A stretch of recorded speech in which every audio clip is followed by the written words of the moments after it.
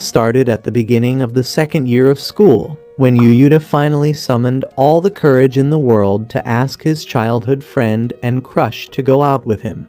This girl named Mikuru had always been his friend since they were kids. However, before this confession, here was what happened a day before.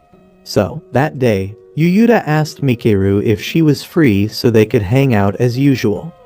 However, Michiru told him she was hanging out with her friends, but she could make out time for his pathetic ass the following day. As the conversation was ongoing, two random ugly bozos noticed them talking. One of the bozos remarked that Michiru was a fine-ass chick and wondered what a hot chick was doing with the shrimp, hinting at Yuyuta. Yeah, but actually, we can't blame the dude because Michiru was an extremely hot chick, athletic, and highly intelligent. The true definition of the perfect school beauty. While our boy, on the other hand, was an ugly dwarf with 0 steez and a -1 million aura. The only thing he was good at was crafting the perfect story that was better than J.K. Rowling's.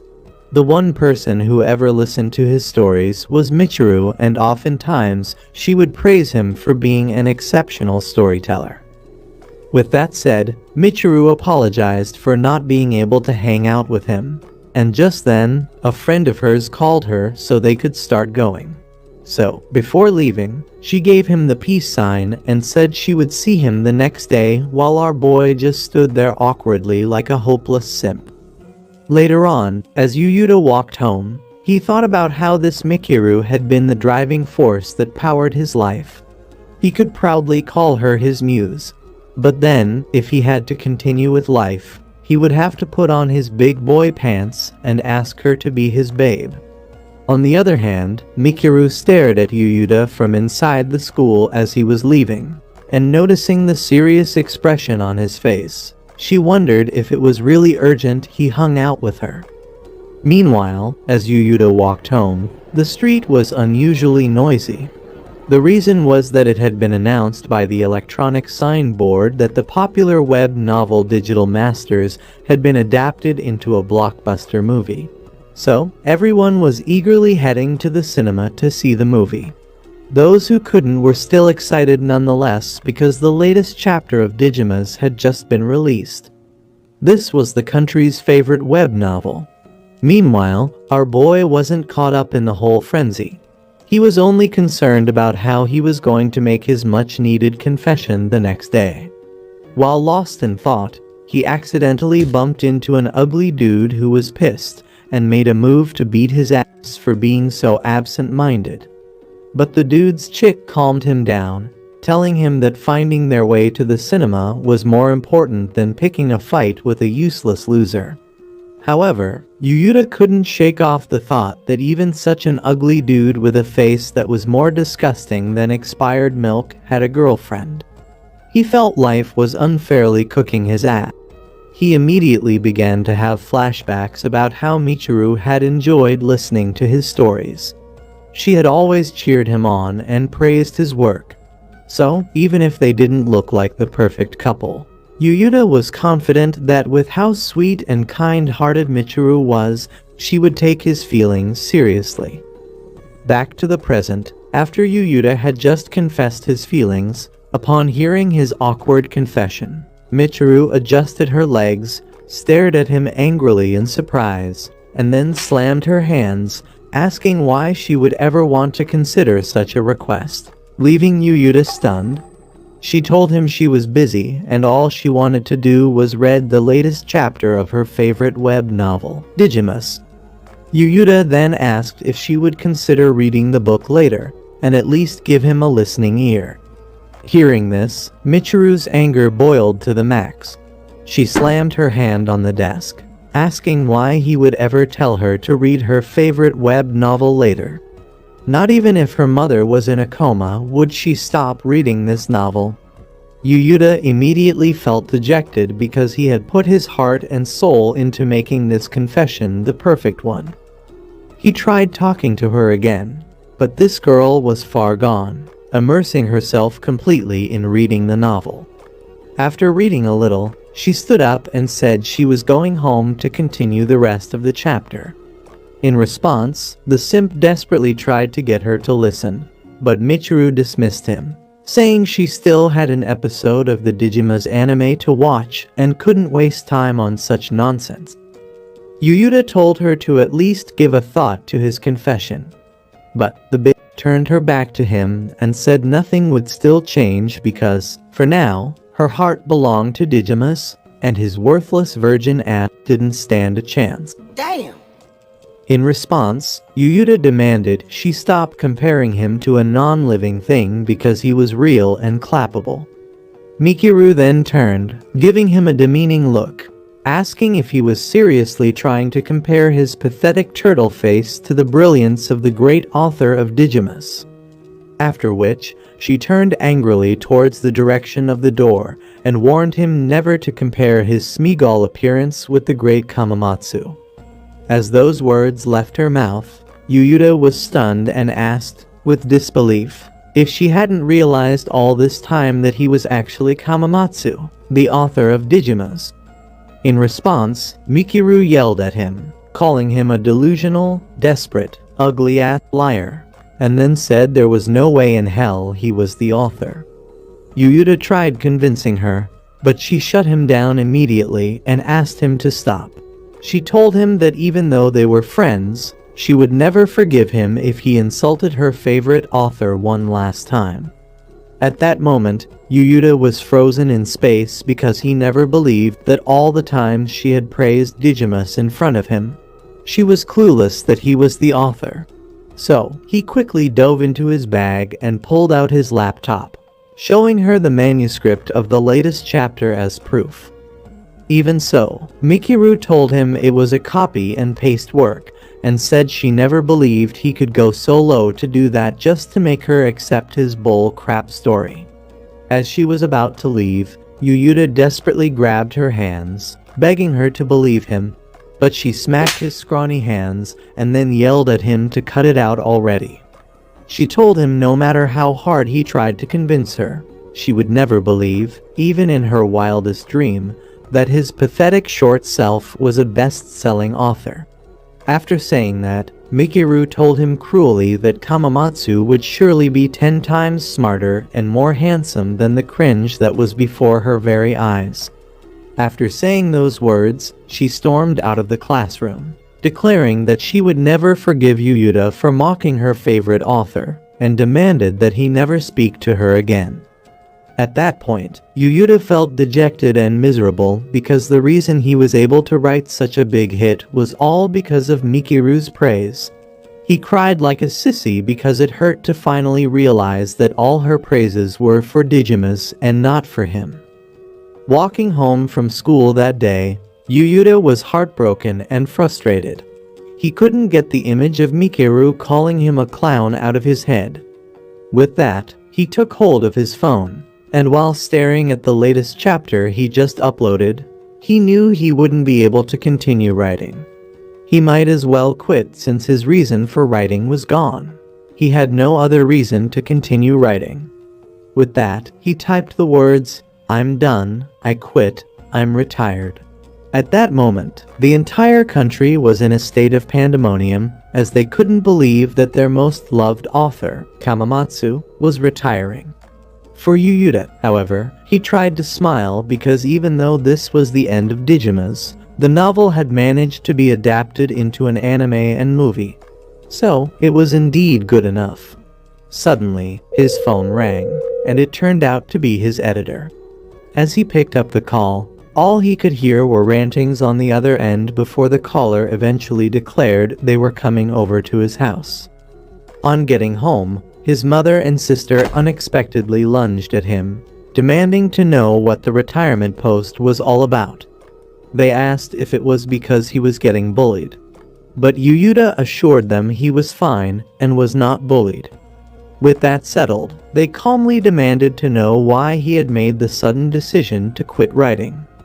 Yuyuta simply replied, telling them he had sadly lost the motivation to write.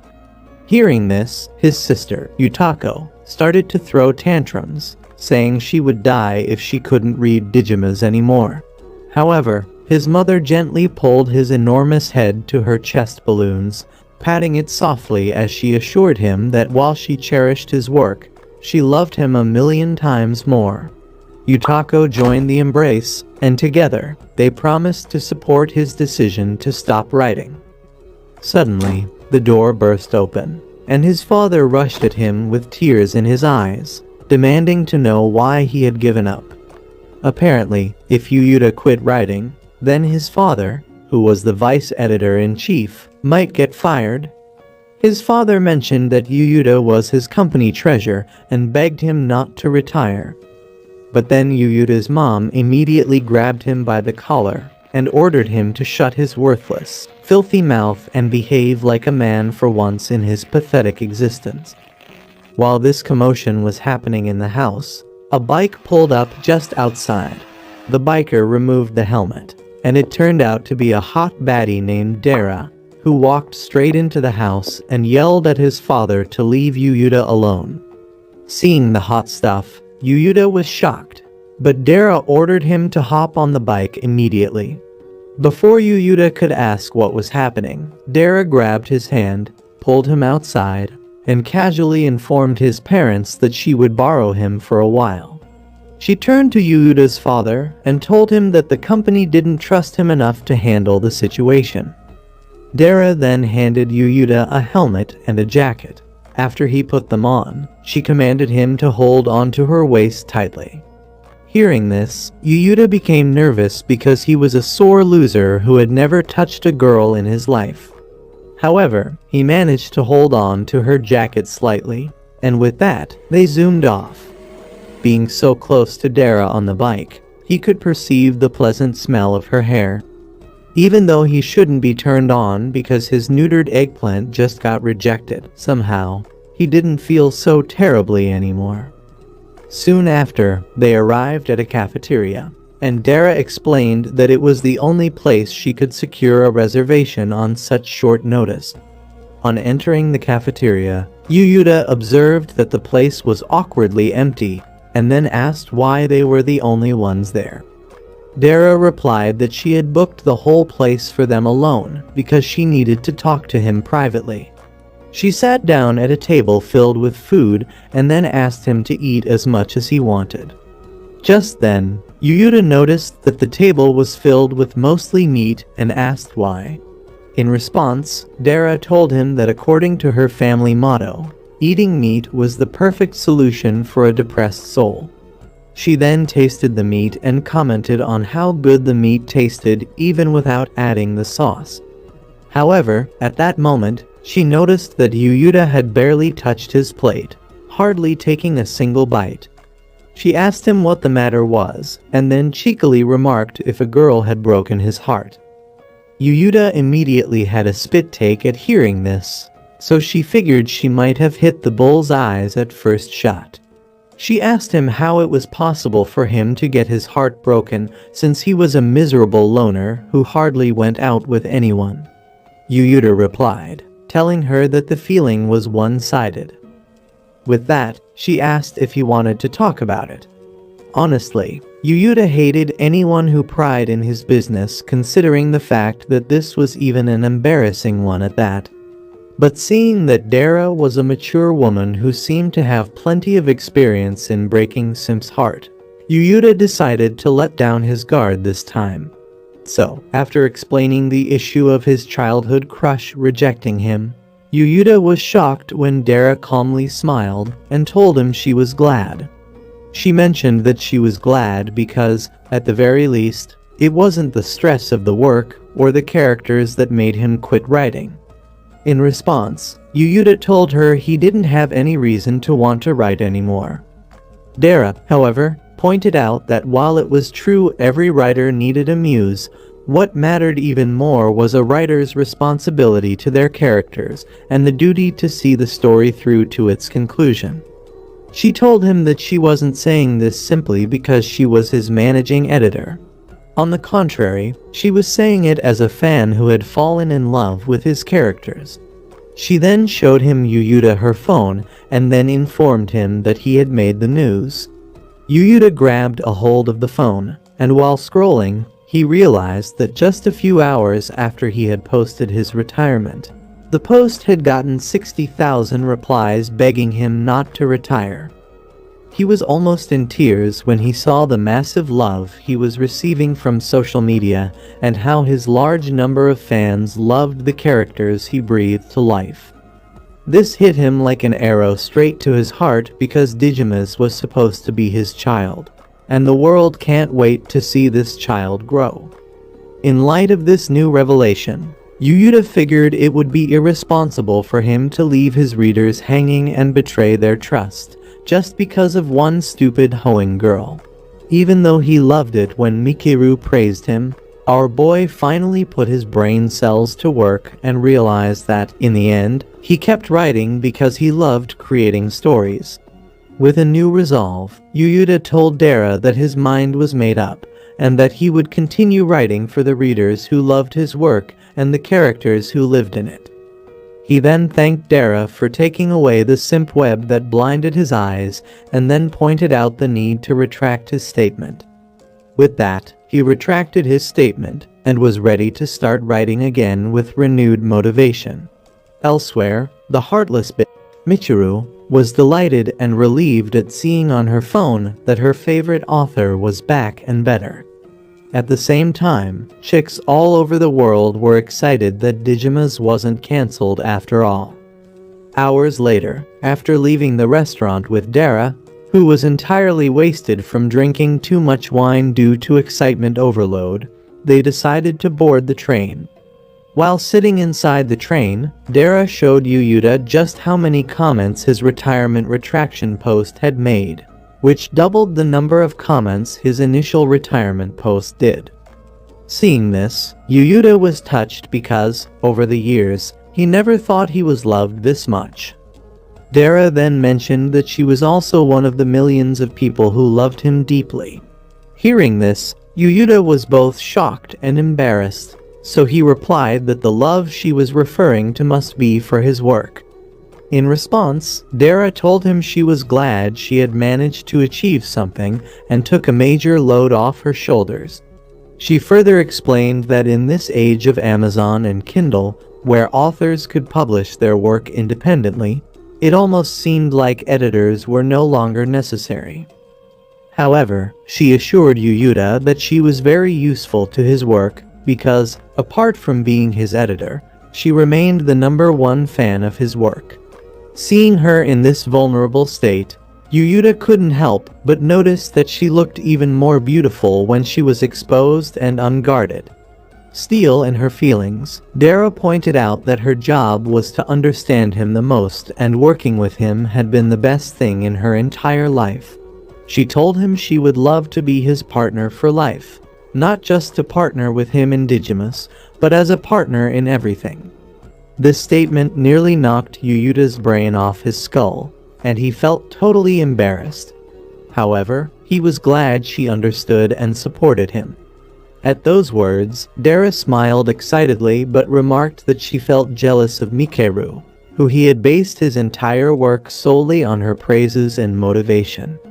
She added that any girl in the world would have their floodgates open just by being an inspiration to a bestseller. Hearing this, Yuyuta felt sad as he thought about how Mikeru had refused to believe he was Kamamatsu. Suddenly, Daru rested her head on his shoulders, which nearly sent Yuyuta to an early grave out of mere shock. What shocked him even more was when she asked if he would love to date her. Without hesitation, she placed her hands on his skinny thighs and leaned so uncomfortably close, and our boy climaxed from all things. She then asked if he knew the process of plot development and then began to rub her melons on his shoulders. At that point, Yuyuta didn't understand what the heck was going on with the girl. It didn't end there. Dara then revealed that the reason she hadn't shown him how much she wanted him before was because she had known he was interested in someone else. But now that the threat was gone, there was nothing holding her back. She gave him a cherry kiss on his cheeks and told him he was cute. And just then, Yuyuta almost shat ice blocks just from getting his first kiss on his cheeks. Some random ugly losers on the train began to take a video of the steamy scene going on. while others demanded they get a room already. Totally embarrassed, Yuyuta stood up faster than my dad left me and informed Dara that he had arrived at his bus stop and then immediately bolted out of the train. However, Dara couldn't help but watch him leave, gripping her short skirt with a flooded peach and then waving him goodbye. While walking home, Yuyuta assumed it must have been because Dara was drunk, and that was why she was acting so thirsty. Nevertheless, her motivation, support from his family, and the entire love he had received from his fans had given him the much-needed motivation to get home and write the damn next chapter. The following morning, Yuyuta woke exhausted, only to find Yutako sitting on his bed sobbing. He asked what the matter was, and she told him that she immediately became emotional after reading the latest chapter he had posted the night before. She informed him that even though he had posted late at night, the chapter had gotten a massive number of views. With so much excitement in her heart, she embraced him and then thanked him for blessing his fans with a new chapter.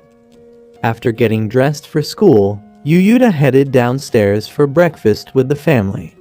It was then that his worthless excuse of a father tackled him into a hug, thanking him for not quitting and getting his ass fired.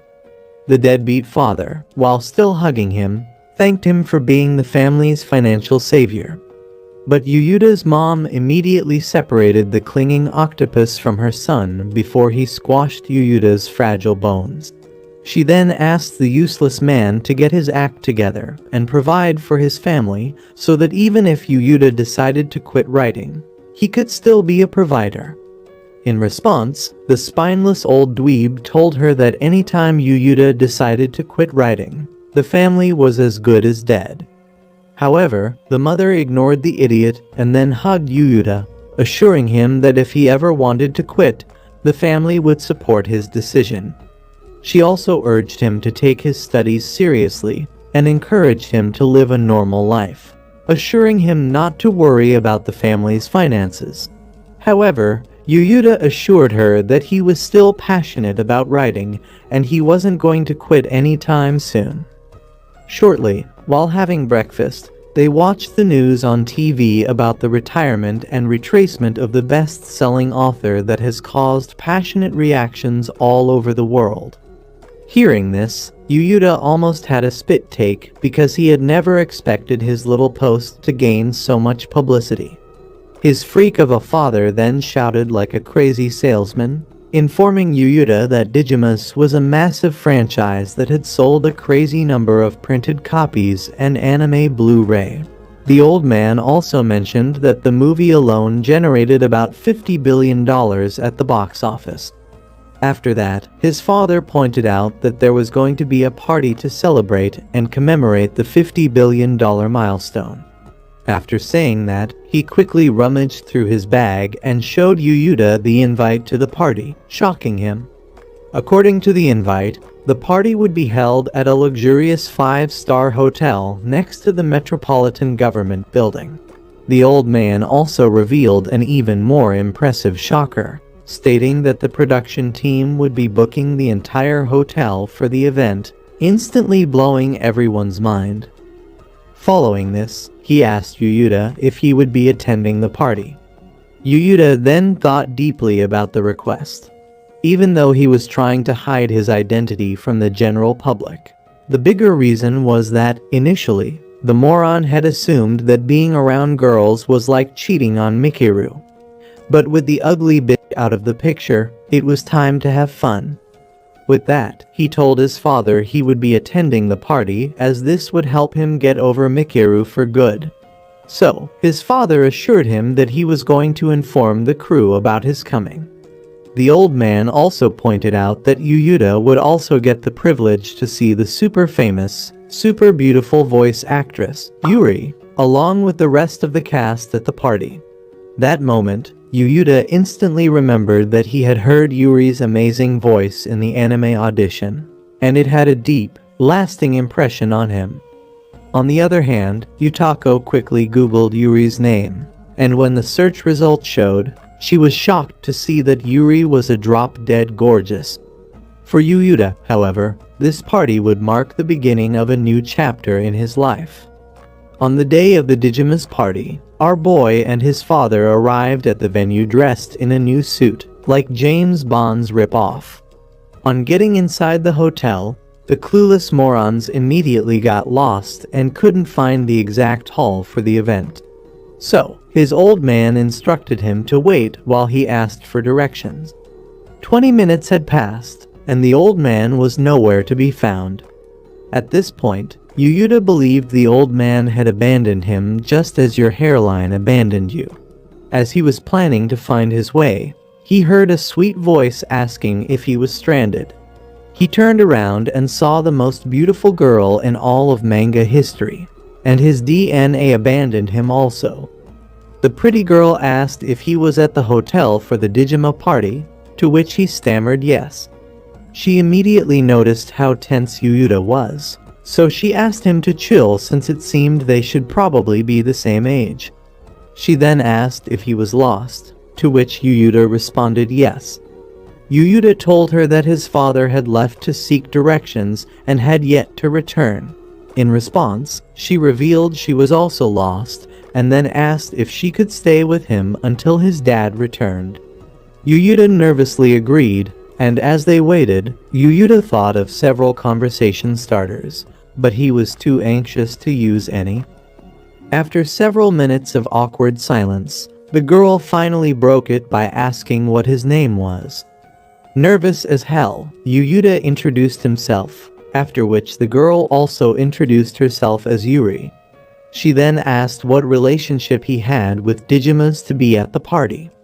That moment, Yuyuta considered telling her he was the freaking author of the bestseller, but he assumed the girl might not believe him anyways. However, before he could answer, Yuri asked him not to bother since the question was quite personal. Finally, after several weird moments, our boy spoke, asking if she was a fan of Digima, the web novel. Excitedly, Yuri exclaimed that she was the biggest fan ever, and had been a fan ever since the first chapter was posted. Upon hearing this, Yuyuta was stunned because he never believed such a hot beauty would be his biggest fan. So, he inquired as to what she liked most about the novel. Yuri replied, telling him it was a long list. She explained that she was in love with the charming characters, the protagonist, and then went on to list several other things. Hearing all this, Yuyuta could tell that the girl was a die-hard otaku. He blushed because seeing such a hardcore fan apart from his family members meant a lot to him. With that, he told her he was glad to know she was a fan. But then it hit him. He was supposed to be pretending to be a fan, too. So, he rephrased his statement and told her the author would be delighted to have such a passionate fan. With that said, they ended up talking about Digimas for a while, as if they had known each other for years. After talking for hours, Yuri realized Yuyuta knew more about Digimas than she did, and was happy to have found a die-hard fan like her. She told him she had never met anyone with whom she could open up about her love for Digimas, and was happy she had lost her way and eventually met Yuyuta. Following that, Yuri revealed that it was because of fans like him that she gave a voiceover for the female lead actress in the anime. Hearing this, Yuyuta was stunned, and that was when he recalled his father talking about a certain beautiful voice actress. With that, he froze in shock to realize that Yuri was indeed the super beautiful, super popular voice actress his sister and father had talked about. Yuyuta was impressed that she was quite humble for someone so popular, and couldn't help but ponder on the fact that he just had a casual conversation with a celebrity. On the other hand, Yuri then revealed that when the anime was announced, she had to practice day and night for her voice to be worthy of one of Sir Kamamatsu's characters. Hearing her call him, Sir creeped Yuyuta out. However, Yuri mentioned that it would be rude to address Kamamatsu without showing some respect. After this, Yuri asked for his contact info, and Yuyuta immediately aged 10 years after hearing this request. He shook his head in utter disbelief because he had never thought an actual girl would like him for his disgusting face rather than for being an author. He then asked why she needed his contact information, and Yuri explained that she would love to chat with him more about Digimas and that she felt he was a great guy. Yuyuta, on the other hand, still couldn't wrap his head around the fact that the girl was really interested in him. However, he told her he would love to chat with her and then gave her his contact info. Just then, his fugly-looking father, who stranded him, returned and then apologized for keeping the author himself waiting. That moment, Yuri was shocked when she heard the weird old man call Yuyuta author and wondered if she heard right. At the same time, the useless disappointment of a father, on seeing Yuri, was awestruck and began to act like a fanboy, asking for her autograph. However, Yuri was still concerned about the author's thing she just heard. So, she asked Yuyuta if he was truly Kamamatsu. In response, Yuyuta shyly told her yes, guilty as charged, and the girl fainted on the spot. They immediately tried reviving her, but her spirit was almost leaving for Nirvana. Meanwhile, at the lounge of the hotel, another hot blondie named Alyssa was walking to the event center when she accidentally heard someone mention Kamamatsu and felt something was just not right. In the next scene, Yuri was taken to the first aid room by Yuyuta's dad, while Yuta was led to the event hall by one of the ushers. Before leaving, Yuyuta's dad informed him that he would be called on stage as one of the surprise guests, shocking him. Several hours later, the party commenced, and the whole place was packed with guests and journalists. Our boy, however, was backstage with the random usher, nervously waiting to be called on stage as a special guest. As he looked out at the audience and saw everyone dressed in fancy clothes, a wave of stage fright hit him immediately. Shortly, the franchise director, Makoto, stepped on stage to address the audience. He said he would skip the lengthy formalities and go right into business. Makoto then gave a boring lecture about the success of Digima and how the hard work of the team had brought it to fruition. He raised his wine glass, saying the party was all about celebrating their hard work. After this, Makoto mentioned that he would bring a special guest to the stage. Upon hearing this, Yuyuta almost had a high PB because he assumed the special guest was him. However, he was shot in the head when Makoto called in Alyssa, and the crowd went wild with applause. Alyssa walked onto the stage, and seeing her, Yuyuta was mesmerized because he recognized Alyssa as the famous artist who sang the opening song for Digima's anime. What caught his attention most was her hourglass shape that could easily fit for a supermodel. At that moment, Alyssa sang the opening song and thrilled the audience with her amazing voice. After she was done, she bowed her head in appreciation, while the star-struck audience couldn't get enough of the amazing performance. Following Alyssa's wonder performance, Makoto announced to the audience that they had another very special guest in their midst. Yuyuta immediately became tensed, while the nosy usher, noticing how tensed he was, pushed him right onto the stage. As Yuyuta walked onto the stage, everyone wondered who the heck the ugly kid was. However, at that moment, Makoto smacked his back and then announced him as the creator of Digima, leaving the entire crowd in total disbelief that the legendary Kamamatsu was just a youngin, and an ugly one at that. Nevertheless, our boy stood awkwardly on the stage and bowed his head in greeting. Suddenly, Alyssa walked back to the stage, introduced herself, and then bowed to Yuyuta, saying she was deeply honored. At this point, Yuyuta was confused as to how he would react.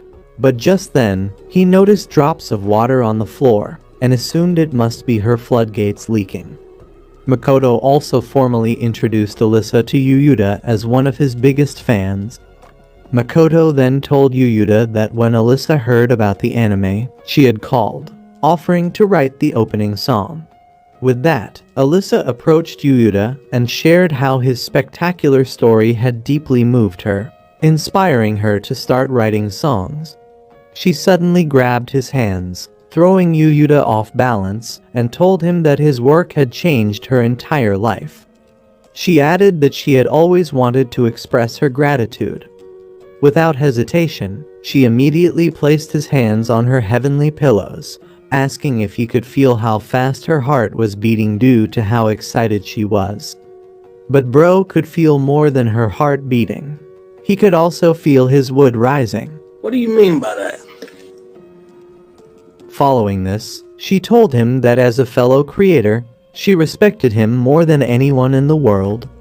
In response, Yuyuta mentioned that he respected her also as an amazing singer. Upon hearing this, Alyssa was touched, so she embraced him out of the blues and pressed her bubbly chesticles against his lean chest. She pointed out that she had been dying to meet him for so long, and now that she was the happiest woman in the world. Yuyuta also thanked her for loving his work, and for even going the extra mile to write a song about it. He added that it was indeed an honor to have met someone as wonderful as her. Before he could finish his statement, Alyssa told him she loved him. Surprisingly, she grabbed his head, leaned closer, and gave Yuyuta his first ever saliva exchange that fried his brain cells completely. After that, she told him that he was everything she needed, that she loved him deeply, and that she wanted to go out with him. Meanwhile, Yuyuta still couldn't believe that his first lip clapping was given to him freely by a famous singer, and because of that, his lips would need to be laminated. Just then, Makoto got onto the stage and scolded Alyssa for acting too thirsty on stage and for giving the young man all kinds of wet dreams. While this was ongoing, Yuri suddenly woke up in the first aid room and demanded to know where Yuyuta was. Yuyuta's father explained that Yuyuta was at the party, but Yuri could feel her heart beating fast and excited at the mere mention of Yuyuta's name. The kiss shared between Alyssa and Yuyuta and the unexpected confession became the highlight of the party. While everyone had refreshments, Yuyuta couldn't get the taste of the kiss off his lips. Suddenly, Alyssa approached him, bringing food and asking him to eat with her. Yuyuta told her she didn't have to go through all the trouble, but she insisted it was no trouble at all. Looking at the food, Yuyuta could tell it was the type of food a 5-star hotel would serve. Alyssa then took a bite, and from the expression on her face, Yuyuta could attest that she enjoyed every bit of it. However, Yuyuta couldn't help but continue to stare at her banging body, and the things he could do with her body. Suddenly, Alyssa took a slice of the meat and offered to feed him. Yuyuta immediately froze at the spot and told her he didn't deserve the honor of being fed by her.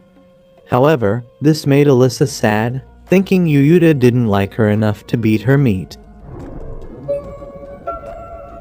So, she immediately gave him the puppy eyes, and before he knew it, the simp found himself unable to resist, his mouth opening on its own, ready to be fed. After which, she leaned close, telling him she felt hot on the inside and would need his long ice pack inside her. Suddenly, Yuri showed up apologizing for missing Yuyuta on stage. However, with the intense kissing that happened on stage, Yuyuta was glad she had actually missed it. Just then, Alyssa grabbed Yuyuta by the hands to mark her territory. Out of jealousy, she began to drag him in the opposite direction so they could taste the variety of foods. However, Yuyuta asked her to chill and then turned, demanding to have a conversation with Yurei. So Alyssa mentioned that she would also stay behind for the conversation. With a smile, Yuri thanked Yuyuta for creating Digimas, saying reading the novel had always filled her with courage. In a dramatic move, she moved towards Yuri, telling him that whenever she was down, his work had always cheered her back up, while Alyssa continued to stare at her with disdain. At that moment, Yuri immediately grabbed Yuyuta's hands, pointing out that she had always been waiting for the day to thank him and was glad she had come for the event. However, in an attempt to move even closer, she tripped and collapsed on Yuyuta's body, pressing her portable milk jugs against his chest. But she apologized almost immediately, saying she got too excited while Alyssa stood beside them, angrily boiling with intense jealousy. Out of sheer desperation, Alyssa quickly separated them and then yelled at Yuri to know her place. Alyssa then grabbed Yuyuta's arm again and then angrily demanded to know who Yuri was to her boyfriend. Hearing this, Yuyuta was shocked because he wasn't aware that he had actually become anyone's boyfriend. Yuri, on the other hand, asked Yuyuta if he was dating Alyssa, but he denied it faster than I could come up with a new joke. Upon hearing this, Yuri was relieved, but Alyssa was still overheating with jealousy, causing her head to almost explode. So, Alyssa grabbed Yuyuta by the hands and hugged him tightly to show she was in charge. However, as the party ended, hearing words of gratitude from so many people left a deep impression on Yuyuta. The party made him realize that Mikiru's approval wasn't all he needed to be an amazing writer. Meanwhile, as Mikiru scrolled through her phone to update herself on the latest gist buzzing at the moment, she was stunned when she stumbled upon a picture post of a random girl with the legendary Kamamatsu. Even with the sticker on Kamamatsu's face in the picture, she could tell it was Yuyuta because of the shape of his enormous head. She immediately recalled the way she had treated Yuyuta that day she rejected him. That day, while Mikiru was outside the school, she heard Yuyuta cry a river over the rejection. But she felt no remorse whatsoever because she would never forgive anyone for making a joke about Kamamatsu. Back in the present, Mikiru pondered on the fact that it could be possible that Yuyuta was Kamamatsu. But then again, she still could not believe it and decided to get ice cream instead to clear her head from all the thoughts. Shortly after getting her favorite strawberry-flavored cone from the supermarket, she happily headed home. That was when she spotted a black van pulled over at Yuyuta's crib, and Yuyuta's father stepped out of the van. It felt unusual, so she decided to peep what was happening. Just then, she noticed Yuyuta stepping out of the van, also dressed in the suit and tie, and wondered what the short goofy ass was doing wearing such a lame-ass tie. She wondered what kind of event he would have gone with such a horrendous fashion. However, she remembered that since childhood, Yuyuta had always been dressing like a clown. With that, Mikiru laughed because Kamamatsu would never have such a horrible fashion sense. But then, she remembered the Instagram post of Kamamatsu where he was wearing a similar suit and tie. Suddenly, her eyes widened in shock when she saw Alyssa and Yuri step out of the van. She almost had a nervous breakdown wondering what in the world two famous celebrities were doing in the Yuyuta's crib. However, she assumed they must be impersonators because there was no way in hell Yuyuta could be friends with two celebrities. Meanwhile, Yuyuta demanded to know why his dad had decided to bring the ladies home at such a late hour. The father then asked the chicks if they would love to come into the house, and they eagerly accepted, saying it was the perfect chance for them to meet with their fans. At the same time, Mikiru started to panic because she could recall Yuyuta's dad once mentioning that Yuyuta was important to their publishing company.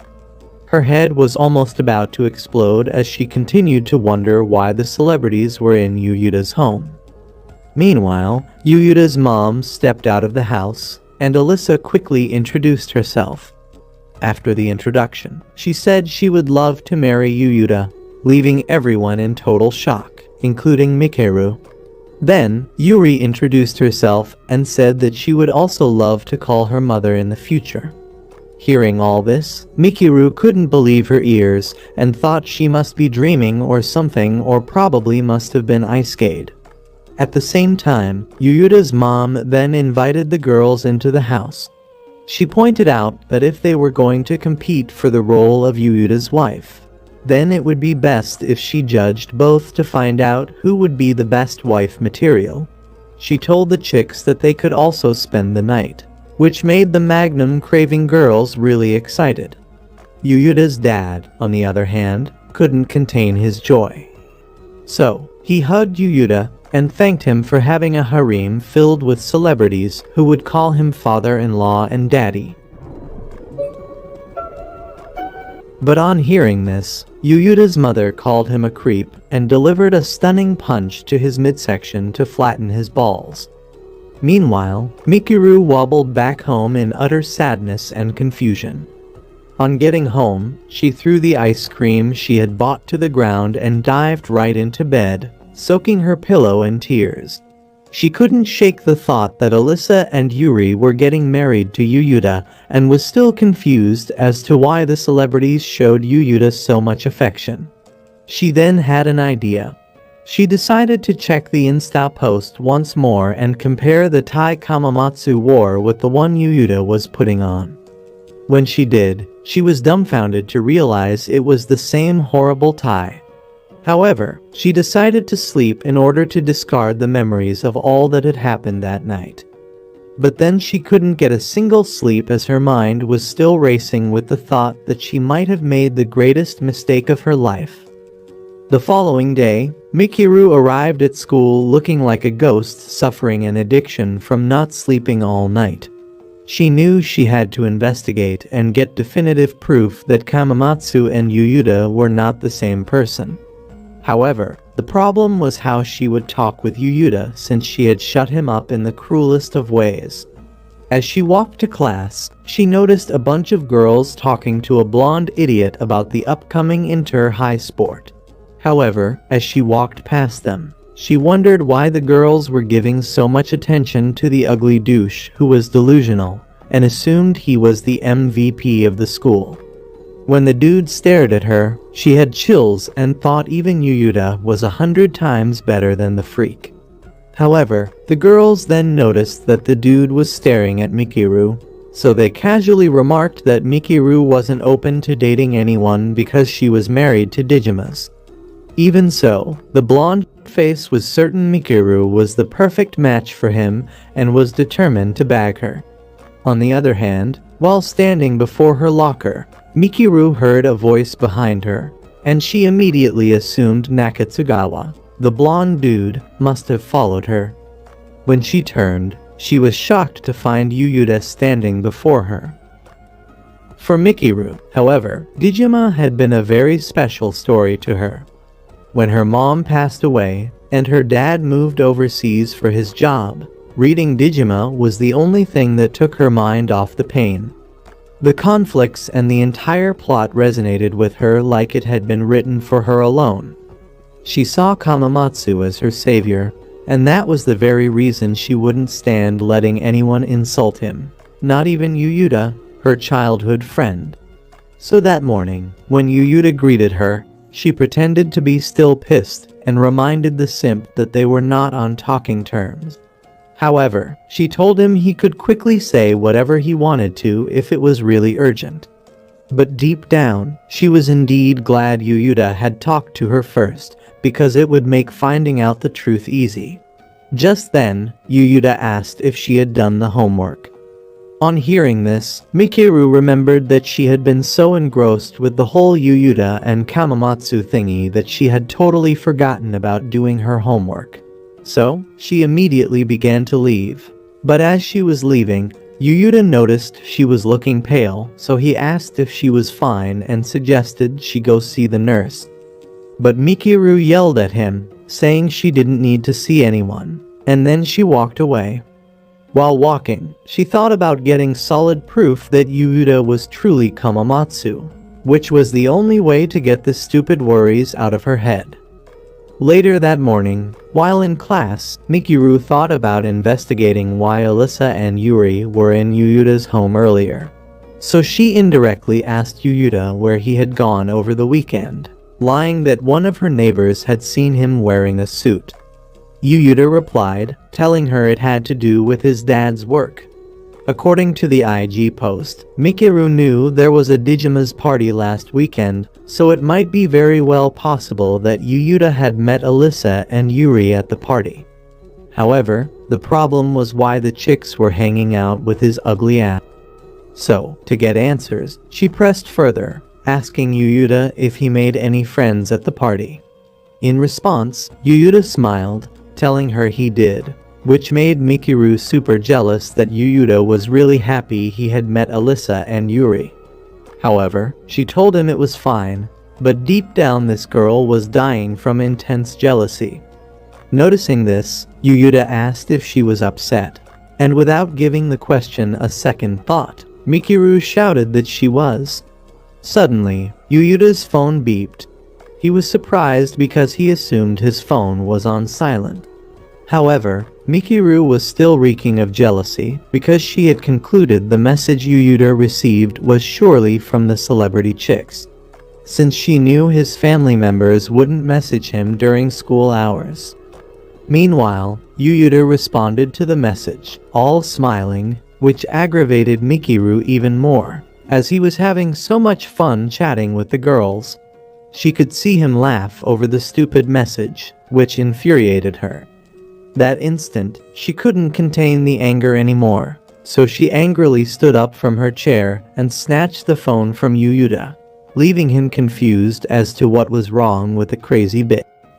But then, she immediately became embarrassed because she knew she was behaving like a total nutcase and a jealous ex, so she returned the phone to him. During recess, Mikiru stayed in the restroom, thinking about how seeing Yuyuta talk with other girls made her sad. Just then, a group of chicks stormed into the restroom, asking if she was interested in starting a beauty YouTube channel with them. They told her a beauty like her would definitely rack in the views. However, Mikiru told them to get their ugly, worthless face out of her sight.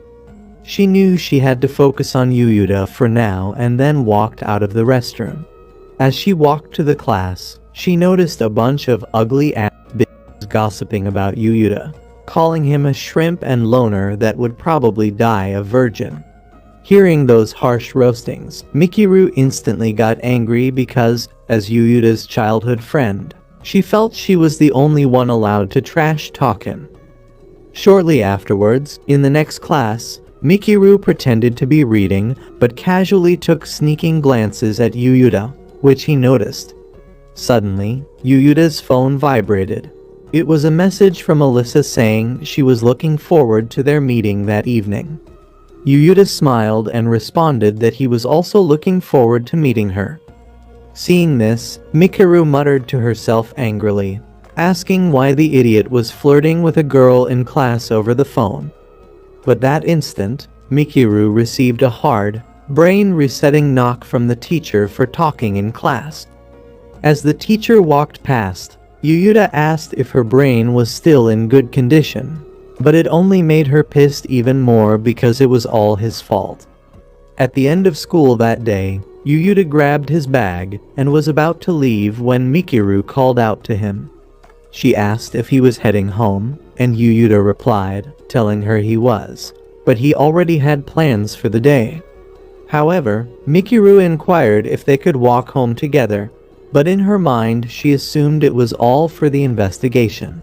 In response, Yuyuta told her it was fine and was glad that despite all that had happened, they could still walk home together.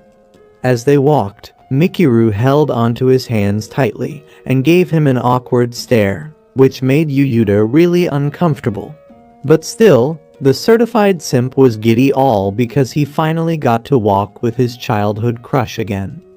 But something seemed off. The scent of Michiru's perfume was different. The way she pressed her chest airbags against his arm, and her desperate stare left Yuyuta concerned. Curious, Yuyuta demanded to know why Michiru was staring at him like some toxic ex. In response, Michiru questioned if Yuyuta had a problem with her stare. But just then, Yuyuta, noticing danger, shouted for Mikiru to watch her step.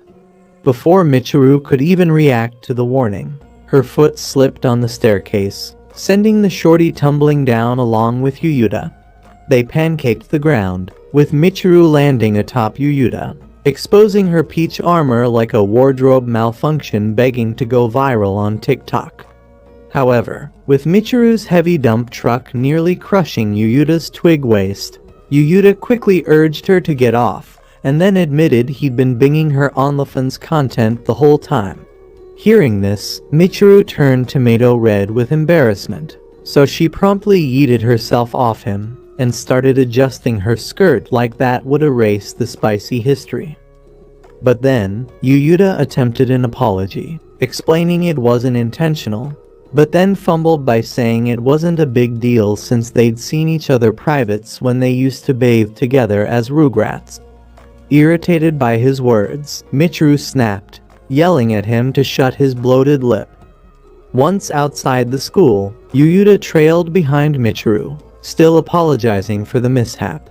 But then his phone notified him of a message from Alyssa, saying she was waiting for him at the gate. While fixated on the text, Michiru tapped his shoulder nervously, pointing out that a buff man in black dupe was eyeballing them just at the school gate. Frightened for their safety, Michiru urged Yuyuta to leave the area before steroid agent Smith noticed them. Yuyuta nodded in agreement, and together, they hurriedly turned back toward the school. But at that instant, Hulk Light spotted them retreating and charged after them, terrifying Michiru. They halted abruptly, and Yuyuta, eager to prove his alpha male status, stepped in front of Michiru to shield her and then demanded to know why the Johnny Bravo was chasing them. Shockingly, the bouncer bowed respectfully, apologized for alarming them, and then revealed he was Alyssa's personal assistant, sent to fetch Yuyuta. Following that, Mr. Olympia guided Yuyuta and Michiru to a sleek black limo straight out of Pimp My Ride and informed Yuyuta that Alyssa was chilling inside. Just then, the limo window rolled down, unveiling Alyssa, who asked Yuyuta if she could escort him home. Upon seeing Alyssa, Michiru turned to ice block with her jaw dropped to the floor, while Yuyuta shyly confessed he hadn't expected Alyssa to arrive in some sick wheel. Wasting no time, the bouncer seized Yuyuta's scrawny paw and practically yeeted him toward the limo. Yet, Yuyuta paused, glancing a puppy dog look at Michiru, and noticing his hesitation, Alyssa called out from inside, suggesting Yuyuta could bring the clingy side piece along if she was his girlfriend, stunning Michiru completely. That was Michiru's breaking point. Embarrassed beyond words, Michiru dashed off like a drama queen while crying and shouting that she didn't need the ride. Meanwhile, as Michiru fled, Alyssa grabbed Yuyuta's hand and insisted they head to her place, leaving Yuyuta bewildered and shocked. On the other hand, as Michiru hid behind an advert board, watching Yuyuta get whisked away in the limo couldn't help but feel a little salty. But suddenly, two ugly NPCs approached Michiru's hiding spot, asking why she was hiding like she just robbed a vending machine. Annoyed, Michiru instantly recognized them as Sugawa and Abe, the LeBron James wannabes from the school basketball team. Sugawa, who had long been crushing on Michiru, invited her to join other girls at their game. But Michiru brushed him off, saying she would rather watch paint dry than snub them like expired milk. Meanwhile, upon reaching Alyssa's lavish apartment, Yuyuta marveled at its luxury like a broke dude in a Gucci store. Mesmerized, Yuyuta walked over to the window and was captivated by the stunning view of the city. But then, Alyssa interrupted his rich person daydreaming by announcing she had coffee ready, prompting Yuyuta to head to the dining area. As Yuyuta watched Alyssa pour the coffee, he couldn't fathom how an ugly gloomer like him was able to earn the attention of a fine baddie. While taking a sip of the coffee, Alyssa edged closer, making Yuyuta jump in shock like a spooked cat, and then she inquired if he liked her iced coffee. Yuyuta tried to answer, but Alyssa's pillowed chest scrambled his thoughts, leading him to blurt out how pretty and rich Alyssa was. Smiling, Alyssa countered that he was the real baller and then inquired to know how he managed his finances. Yuyuta explained that his mom handled his money, prompting Alyssa to admit she felt kinda jealous. Intrigued, Yuyuta asked if she lived alone in her fancy penthouse, to which Alyssa replied sadly that her assistant sometimes visited. Noticing how sad Alyssa was, Yuyuta figured that she must be having some daddy issues. But just then, Alyssa leaned forward and revealed that she had a bold request to ask of Yuyuta. Before Yuyuta could even ask what the request was, Alyssa shyly asked if Yuyuta could give her his autograph. Yuyuta was shocked at hearing this because his pervy gremlin mind had initially thought Alyssa's bold request was going to involve forcing herself on him like she did the last time. However, Yuyuta agreed to sign his autograph, which thrilled Alyssa beyond words. Quickly, she handed him her Digima's master's novel to sign, which Yuyuta signed faster than Usain Bolt running from a truck gun, and then returned it back. Getting that signed copy made Alyssa excited, so she held it close to her chest and declared that she would treasure it forever. Seeing her this happy made Yuyuta's heart melt, so he requested her autograph in return. Alyssa agreed, but since Yuyuta didn't bring anything special to get signed, he gave her a random piece of paper instead. Alyssa hurriedly scribbled on the paper like a girl on a sugar rush, but messed up and asked for another sheet, awkwardly admitting that she had never signed an autograph before because she was too shy. Looking a bit embarrassed, Alyssa confessed to Yuyuta that, though it may sound surprising, but she actually had zero social skills. Yuyuta, remembering how Alyssa had thrown herself at him during the Digima's party, was confused. So he asked how she could be shy when she literally performed live in front of a crowd. Alyssa explained that singing was different. When she performed, she just focused on the music and blocked everything else out. She also admitted that if she hadn't attended the Digima's party, she wouldn't have met him. However, while Alyssa spoke, Yuyuta zoned out like a bonehead, staring at her Digima's copy, and then he noticed that the edges were worn out, making him assume she must have read it 1,000,000 times. He asked if she truly loved Digimas, to which Alyssa passionately confirmed, saying it was her whole world. But suddenly, Alyssa accidentally dropped the cup of coffee she held, causing the hot liquid to spill on her top. Panicking, Alyssa jumped up and ran to the bathroom. But just before disappearing inside, she turned around, locked eyes with Yuyuta, and, out of nowhere, asked if he wanted to shower with her, nearly crippling his senses. Seeing how frozen in shock Yuyuta was, Alyssa immediately apologized and clarified she was only pulling a prank on him. Then she encouraged him to explore her apartment while she had a brief shower. While Alyssa headed for the bathroom, Yuyuta paused momentarily, pondering if it was a red flag for a guy to snoop around a woman's privacy. But then, since Alyssa herself had invited him to look around, Yuyuta decided to go full MTV Cribs on her fancy apartment. While drooling over the decor of the fancy apartment, Yuyuta noticed an open door down the corridor. So, he quietly slipped into the room and, upon entering, realized it was Alyssa's music studio, where he then spotted loose sheets of musical notes scattered across the floor. Naturally, Yuyuta picked one of the musical sheets, but before he could even process the scribbles, Alyssa came charging into the room wrapped in nothing but a towel, yelling that the room was off limits. While Yuyuta just stared at her, shocked and lost for words to say, Alyssa pleaded with him not to look at the loose musical sheet because they embarrassed her. But when Yuyuta finally snapped out of staring at her, he quickly shouted an apology for gawking at Alyssa's unclad form. Alyssa, confused by his words, froze, and at that moment, she accidentally dropped her towel, flashing her B-cups and goodies in HD. Freaking out, Alyssa hastily tried to cover her Meemaw peanut brittle, but, feeling totally overwhelmed, the spineless virgin bolted faster than your deadbeat dad seeing baby you for the first time. Reaching the sitting room, Yuyuta sighed in relief, escaping the high blood pressure moment, though he still couldn't believe his virgin eyes had just glimpsed a hot chick's bare assets. A few hours later, Alyssa, now fully dressed, apologized to Yuyuta for giving him an uncensored view of her mini-plots. but Yuyuta reassured her that no apology was needed since any size made the wood rise.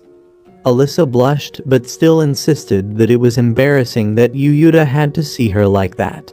Yuyuta then apologized for entering her studio, but Alyssa countered it wasn't his fault, but hers since she'd permitted him to explore and could have stashed her embarrassing musical sheets instead if she didn't want them seen.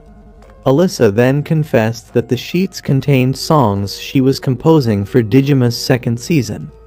Hearing this, Yuyuta recalled that the second season had been announced days ago with no air date yet, so intrigued, Yuyuta asked why Alyssa was starting so early. Alyssa then explained that cooking up musical masterpieces took time, and she needed to get a head start. Impressed, Yuyuta admitted he hadn't realized how much effort Alyssa poured into making her banging songs. In response, Alyssa noted that her songs were meant to enhance the main project, so she took her time to create something satisfying. But then, suddenly, Alyssa started crying, saying that this was exactly why she didn't want Yuyuta to see her disgraceful unfinished work. However, Yuyuta comforted her, explaining he understood and felt privileged to peek into her creative process. Placing a hand on his chest, Yuyuta added that her unfinished songs brought him closer to her and assured her she had no reason to feel ashamed. Feeling slightly better, Alyssa asked if he wanted to hear the song, to which Yuyuta instantly agreed. With that, Alyssa then perched at the grand piano like a knockoff Alicia Keys and sang soulfully while stroking the keys. As Yuyuta listened to Alyssa voice the opening song out, every note and pitch evoked the Digima's world, leaving him awestruck. Once Alyssa wrapped up her America's Got Talent moment, Yuyuta praised her, declaring he loved every bit of the song and then thanked her for being talented, unlike most of the losers watching this video. Alyssa accepted his compliments gratefully, but then highlighted a major issue. She stated that she still hadn't come up with any good lyrics for the song.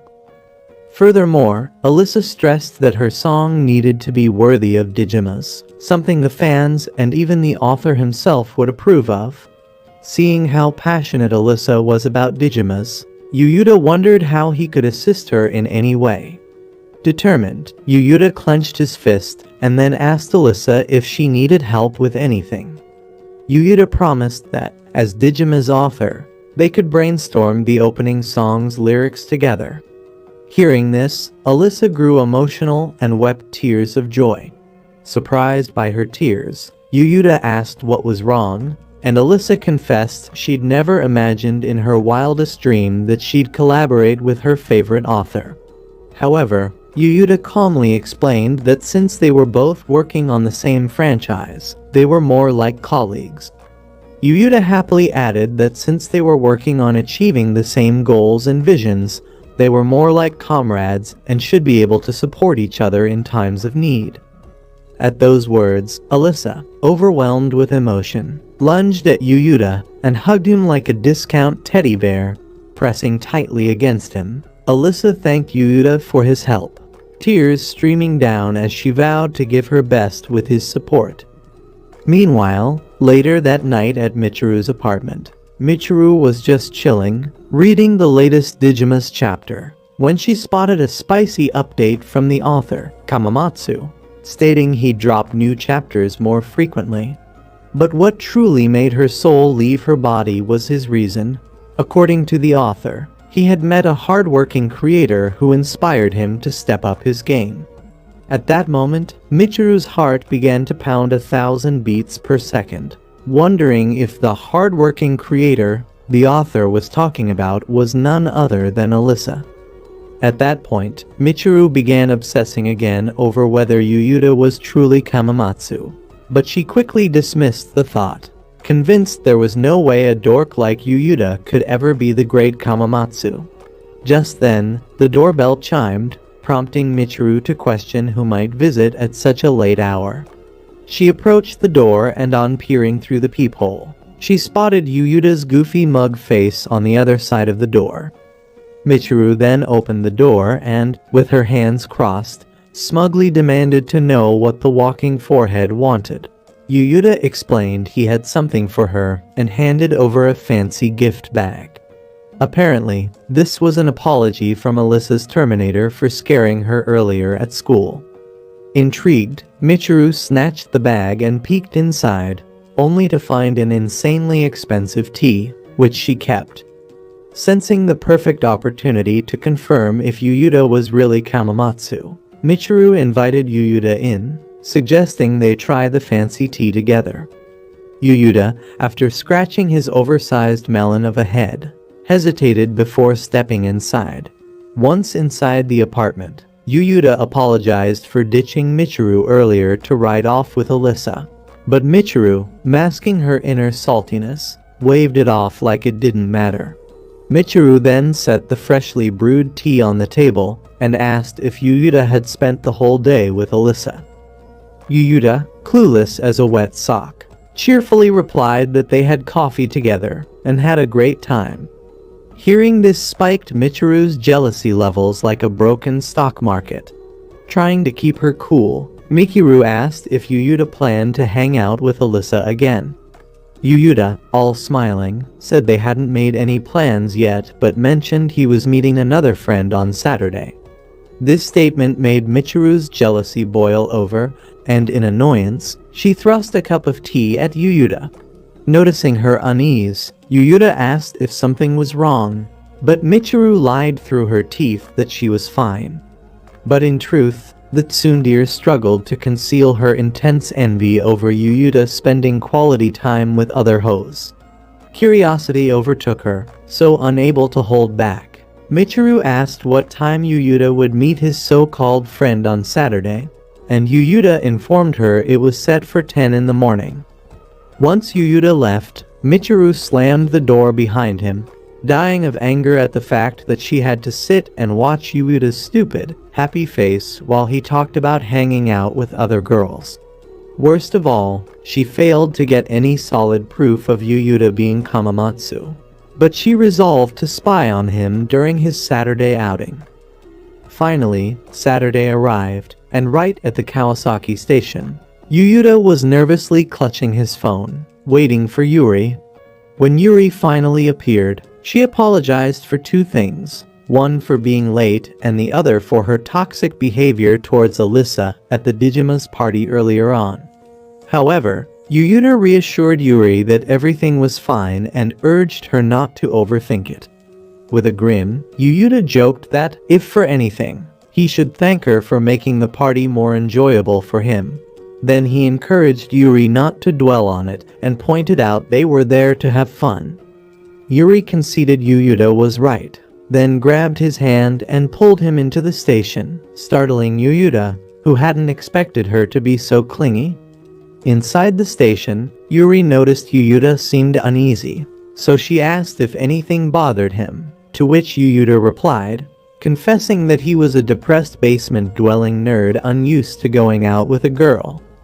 To comfort him, Yuri casually mentioned that Yuyuta was also the first guy she had ever gone out on a date with, making Yuyuta flustered.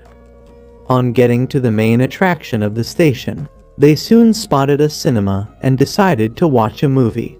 Strolling down to the cinema, Yuri leaned close and whispered to Yuyuta's ears that they looked more like a couple, causing Yuyuta's brain almost to explode. Glancing at the day's movie list, Yuyuta asked Yuri if she had any movie in mind, and she pointed to the Digima's Masters movie, saying she'd love to see it. Yuri then asked if Yuyuta had a problem with her movie choice, to which Yuyuta said he was fine with it. Before Yuyuta could even reach for his wallet, Yuri sprinted off to buy the tickets herself. Yuyuta tried to stop her and offer money, but she waved him off like a billionaire sugar mummy. As Yuyuta stood there, he suddenly felt a strange sensation, like someone was watching him. But, brushing it off as paranoia, he focused on Yuri, who later returned with a drink and popcorn. She handed him his share and, seeing him hesitate, reminded him that she picked the movie, so it was only fair she covered the cost. Then, Yuri eagerly dragged Yuyuta toward the theater, And along the way, Yuyuta couldn't help but love how freely Yuri pulled him by the hand and wished she could also pull his third stiff hand that way. Meanwhile, hiding in the shadows watching Yuyuta and Yuri was Mikeru in disguise. After seeing the Digimas movie, Yuyuta and Yuri grabbed lunch at a cafeteria, where Yuri raved about how emotional the movie was. Yuyuta, however, didn't get the hype, puzzled as to why people were clapping and crying like it was the Game of Thrones finale. But Yuri explained to the clueless goat that it was the way the Digimas fans showed their appreciation for his work. Yuri's words made sense, so Yuyuta told her that if the fans loved his work, they also appreciated the staff, like her, the talented voice actress. But just then, Yuyuta noticed two buffoons gawking at them awkwardly, which made him start to feel insecure, thinking the guys were probably wondering what a pretty chick like Yuri was doing hanging out with a big-headed blobfish like him. Yuri, noticing Yuyuta's unease, demanded to know what the matter was. In response, Yuyuta shyly admitted that he felt unworthy of being on a date with her. But Yuri quickly shut his filthy mouth and scolded him not to talk down on himself. Still, Yuyuta tried telling Yuri that she looked really stunning while he looked like a death row inmate. But before Yuyuta could finish his self-loathing statement, Yuri slammed the table and ordered him to stop with the negativity. Pointing at Yuyuta, Yuri advised Yuyuta, like some motivational speaker on Twitter, that if he kept talking down on himself, those words would shape his reality. She then urged him to be confident and claim he was the great Kamamatsu, with a net worth twice that of Elon Musk, to which Yuyuta sheepishly agreed. But just then, Michiru, disguised and spying, accidentally bumped into their table. Concerned, Yuyuta headed to check if the mystery girl was okay, but that was when he noticed in surprise that it was Mikeru in some cheap disguise from Temu. Michiru, terrified that her stalker gig might be blown, bolted out of the cafeteria faster than a caffeinated cheetah. But Yuyuta, certain it was Michiru he'd seen, chased after her, yelling for her to wait. When Yuyuta finally caught up, Michiru attempted a goofy act, altering her voice to sound like a deranged ape to throw Yuyuta off. Unfortunately, Yuyuta handed her the phone she'd left behind in her panic, leaving Michiru no choice but to drop the act and take off her disguise. As Yuyuta interrogated Michiru on why she was even at the cafeteria, Yuri rushed in, demanding to know why Yuyuta had abandoned her to chase after some random chick. With both girls now present, Yuyuta then introduced Michiru to Yuri as his childhood friend. Thrilled to meet Yuyuta's old buddy, Yuri eagerly introduced herself, only to be met with Michiru's jealous ice-cold shoulder. Next, Yuri suggested Michiru join them for lunch, and after staring at Michiru warily, wondering if it was a good idea, Yuyuta eventually agreed. Michiru, on the other hand, acting like she had better things to do, accepted anyway, claiming she was only gracing them with her divine presence because she had no choice. Turning to Yuri, Michiru further mentioned she looked forward to chatting with her because she had a few questions.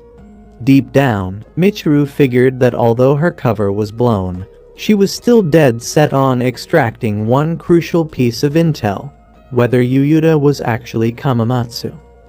Upon returning to the cafe, the girls waited while Yuyuta handled the food for everyone. When Yuyuta returned with the meal, Yuri helped him with a tray and thanked him, but this sparked envy in Michiru. Just then, Yuyuta casually mentioned he ordered Michiru's favorite dish exactly how she liked it. But Michiru, already on edge, snapped at him, telling him not to get cocky. Observing their bickering, Yuri smirked, commenting how Yuyuta and Michiru acted like an old married couple, and then admitted that it made her jelly. But Michiru aggressively shut down any couple accusations, stating she'd rather dish out couple goals with a milkless cow than Yuyuta and his irrelevant face. Shifting the subject, Yuri asked how long they'd known each other, to which Yuyuta revealed they were basically born together. Yuyuta elaborated that they were born in the same hospital and had lived in the same neighborhood since childhood. Curious, Yuri leaned in and teased, asking if Michiru had ever caught feelings for Yuyuta after all that time, to which Michiru, without hesitation, declared she wouldn't even date the Dabi freak in a zombie apocalypse. Hearing this, Yuri countered, saying Yuyuta was kind-hearted and authentic, which only made Michiru's blood boil to 100 degrees. Smiling, Yuyuta thanked Yuri for the praise, and on seeing Yuyuta's ear-to-ear grin, Michiru almost died of intense jealousy. Annoyed, Michiru began insulting Yuri, calling her one of those desperate, pick-me girls who hit on every simp they meet. Offended, Yuri shouted back, clarifying she wasn't desperate, but only liked guys she genuinely cared about. Seeing the opportunity to settle her Kamamatsu hunch once and for all, Michiru suggested a girl chat and asked Yuyuta to leave. Once Yuyuta was out of earshot, Michiru turned to Yuri, demanding to know if she actually liked Yuyuta. Yuri, flipping the question back on her, asked if Michiru had a problem with it. Playing it cool, Michiru denied everything, insisting she only cared about Yuyuta's dating life as his childhood friend. Yuri, unbothered, admitted she admired Yuyuta for his kindness, completely baffling Michiru, who couldn't comprehend how anyone could find the Smeagol interesting. Curious, Michiru pressed Yuri to explain what she found special in the Lego head boy, and it was at that moment that Yuri finally unveiled the answer, revealing that Yuyuta's stories touched countless hearts and was even adapted into a movie. Upon hearing this, Michiru's heart nearly burst, but the real explosion came when Yuri finally let the cat out of the bag by revealing that Yuyuta was the brilliant author and creator of Digimas. At that bombshell, Michiru's head went 4-4. All she could process was how the puzzle pieces finally clicked into place. With her head bowed in despair, Michiru stood like a haunted spirit straight out of Jujutsu Kaisen and shuffled sadly out of the restaurant like a zombie, ignoring Yuri's calls asking where she was going. Much later, Yuyuta returned, and not finding Michiru, he asked Yuri where she'd gone. Yuri explained that Michiru had abruptly left the cafeteria, adding she might have said something to upset her. However, Yuyuta reassured Yuri that Michiru wasn't one to hold beef for too long and then promised to smooth things over with her later. Elsewhere, a gloomy Michiru sat alone, sulking, when two useless dweebs approached her, trying to riz her up with Discord pickup lines. However, she tuned them out, lost in the revelation that Yuyuta was Kamamatsu. At that instant, tears welled up as she realized she'd rejected the confession of the one person she loved more than anything. Meanwhile, Yuyuta and Yuri continued their date, and while browsing the latest Digimas issue, Yuyuta suddenly noticed Yuri had vanished. Turning around, he saw her chatting with a lost boy. Turns out, Yuri, trying to be a big sis, had dropped a legendary line from Digimas using Ryo, the lead female character's exact voice, leaving Yuyuta standing there like he'd just seen a glitch in the Matrix. Yuyuta then approached Yuri and the boy, and upon seeing him, Yuri briefly explained that the boy had been stranded and then sought Yuyuta's permission to search for his mom.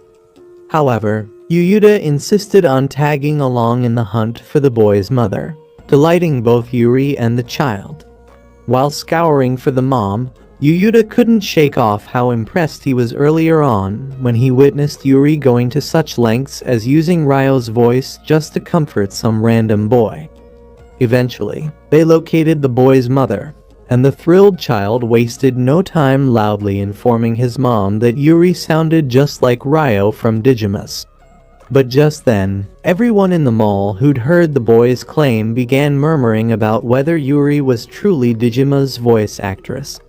The whispers grew louder as suspicions intensified, and realizing she might soon be mobbed by fans, Yuri swiftly grabbed Yuyuta's hand and bolted out of the mall like Jennifer Lopez dodging paparazzi asking about her 100th failed marriage.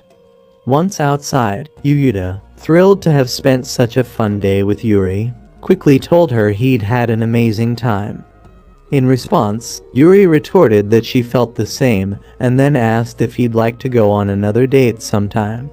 Overjoyed by her request, Yuyuta grinned and assured her he'd love another fun outing with her. Meanwhile, back at Michiru's, still depressed and sulking, she received a phone notification. Upon checking, she saw Kamamatsu's latest post on his page about enjoying a date with a friend, plunging her deeper into despair. This time around, Michiru hated the fact that Kamamatsu was Yuyuta of all people, and regretted ever rejecting the fool when he literally handed her his heart on a silver platter. Michiru spent the entire weekend wrestling with how to face Yuyuta and even losing sleep over it. But by Monday, while heading to school, Michiru made up her mind that Yuyuta might be Kamamatsu, but at the end of the day, he was still just Yuyuta. On her way to school that morning, she ran into Yuyuta and asked if he'd walk with her, and though it was an odd request, Yuyuta agreed. Strolling side by side, Michiru felt jittery but tried staying composed by reminding herself that Yuyuta wasn't her type, though she couldn't shake the nerves and was about to lose her mind. Just then, Yuyuta noticed her face looked uglier than ever, leaned in close, and curiously asked what was wrong. This only heightened Michiru's anxiety, causing her to stumble to the ground and yell at Yuyuta, asking why his scarecrow face was all up in her space. Yuyuta apologized but pointed out that Michiru looked like she had survived death twice, prompting him to ask if the girl had a fever. In response, Michiru scrambled up and dashed to school, shouting she was perfectly fine. Later that morning in class, every student buzzed about the latest Digimus chapter just released while our boy dozed off like an exhausted sloth. Michiru, on the other hand, couldn't peel her eyes off Yuyuta, fixated on him. Lost in thought, Michiru marveled that, despite being Digima's great author, Yuyuta had managed to remain so humble and calm amid the franchise's hype. Suddenly, her three dumb, beauty-challenged friends snapped Michiru out of thinking, misreading the scene and assuming Michiru was busily simping over Sugawa. Michiru didn't even bother about their accusations of her lusting after Sugawa, knowing the girls were practically useless and clueless. But just then, one of them actually used her last two brain cells and realized Michiru was staring at Yuyuta, not Sugawa. Hearing this, Michiru blushed and immediately stood up dramatically from her seat, fiercely trying so hard to deny it.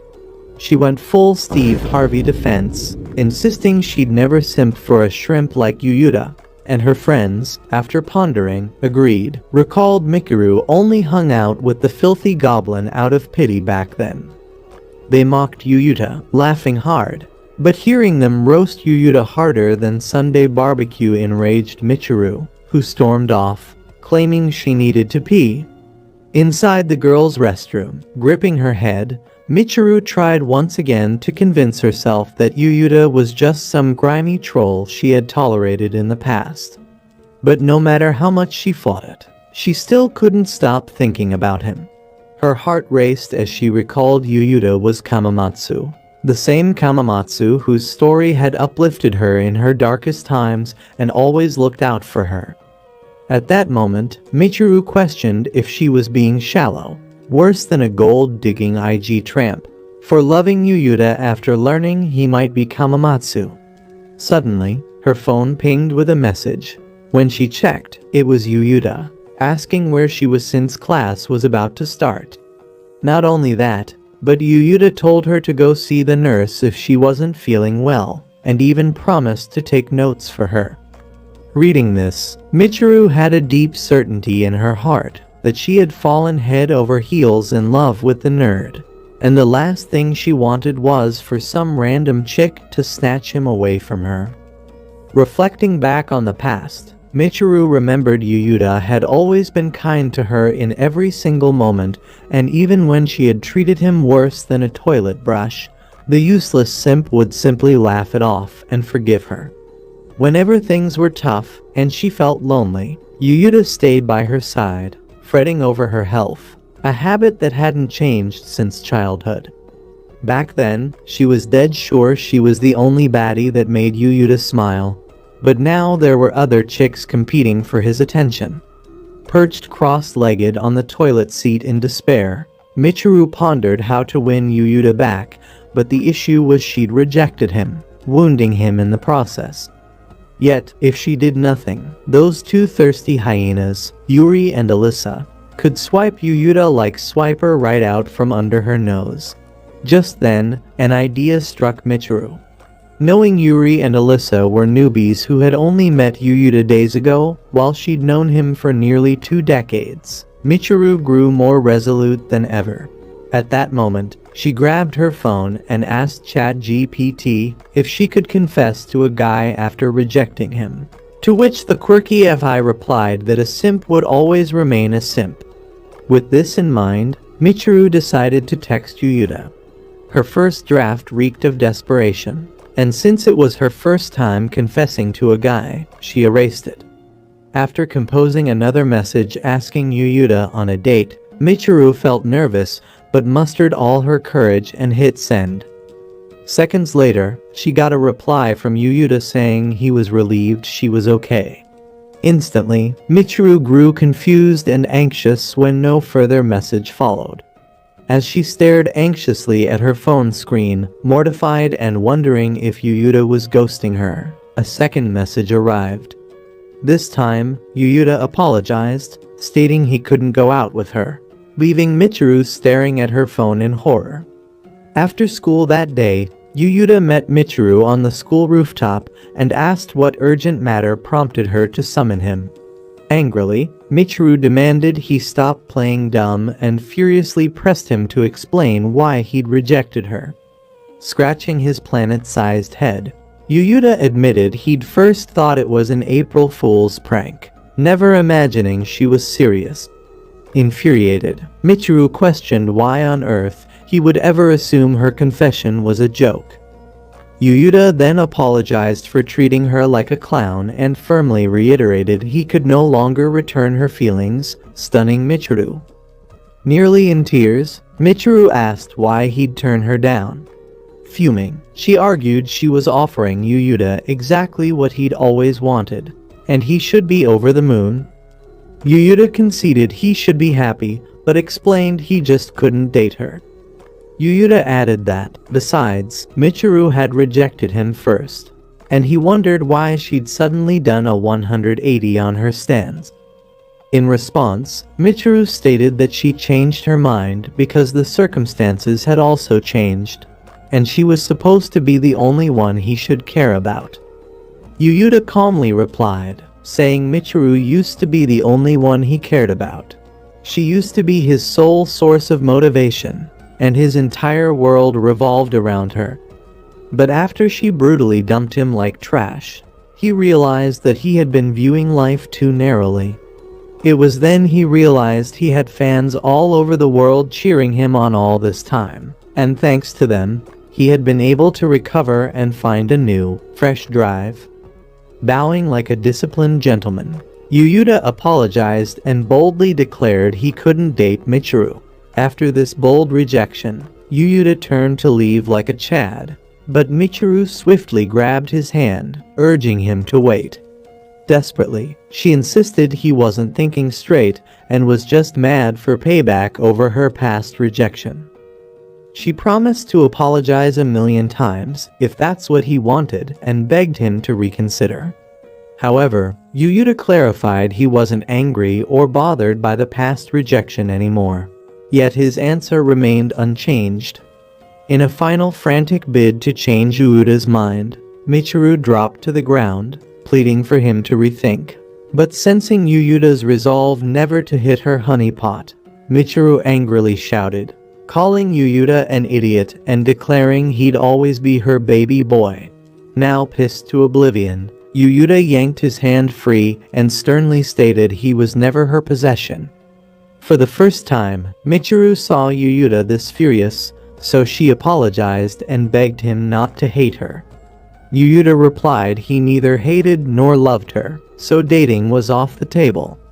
Then, softening, Yuyuta apologized for raising his voice and left Michiru on her knees, sobbing uncontrollably as if her world had shattered, wishing she could take the blue pill and rewind to the day Yuyuta had confessed in class. Crying harder than a child, Michiru knew it was too late and rude, doubting Yuyuta when he'd revealed he was Kamamatsu, foolishly rejecting his confession. Arriving home that day, Yuyuta felt like absolutely garbage for treating Michiru badly, even though she had deserved it. Still, Yuyuta was a bit remorseful for raging at her like that, considering she was still his friend, and decided it would be best if he apologized to her. Suddenly, his mom called up to Yuyuta from downstairs, announcing that his friends had just arrived. Curious about who these friends were, Yuyuta headed to the sitting room and discovered Alyssa and Yuri waiting there. Yuyuta's mom then welcomed the girls inside, but as soon as they stepped in, Yuyuta's goofy dad charged at them, simping shamelessly. But just then, Yuyuta's a mom sucker punched the disgraceful lunatic of a father to bring him back to his senses. Next, the mom directed Alyssa and Yuri to Yuyuta's room to have fun with Yuyuta's nut, promising not to interrupt their fun. When the girls stepped into Yuyuta's room, Yuyuta felt nervous to death, as no girl, living or dead, had ever entered his sacred space before. The girls praised how OCD neat his room was, so Yuyuta asked them to get comfortable. All of a sudden, Alyssa began crying, prompting Yuyuta to ask if she was experiencing a phase. Alyssa dramatically explained she was just emotional, thinking about how many sleepless nights he must have endured crafting his amazing stories. But Yuyuta immediately shut her up and clarified that he does sleep very well.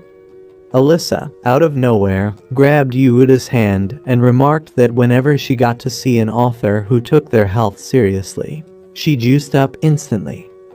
But Yuri, not having any of it, snapped that Alyssa needed to chill and stop begging for a pegging. However, Alyssa just shrugged, saying it was only natural that she acted that way. Yuyuta, meanwhile, noticed Yuri sitting there looking oddly quiet, so he asked what was wrong.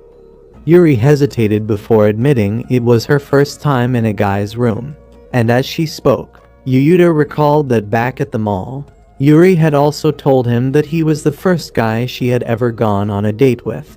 So, intrigued, Yuyuta demanded to know why Yuri didn't have any male friends despite her looking like a whole snack. Confidently, Yuri proudly declared she had never had a boyfriend in her life, and that Yuyuta was officially her first close guy friend.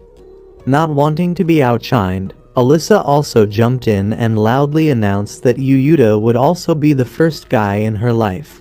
A bit embarrassed, Yuyuta told the girls to ease up on the hype.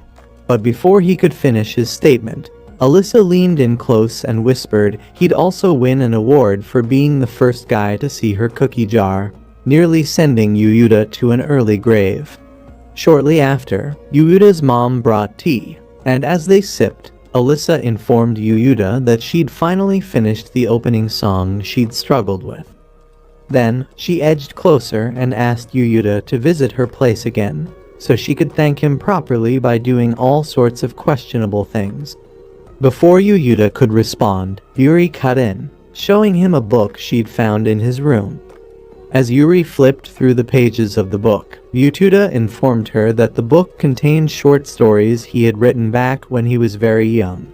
Yuyuta further explained that he used to write stories by hand, then before his father bought him an old PC.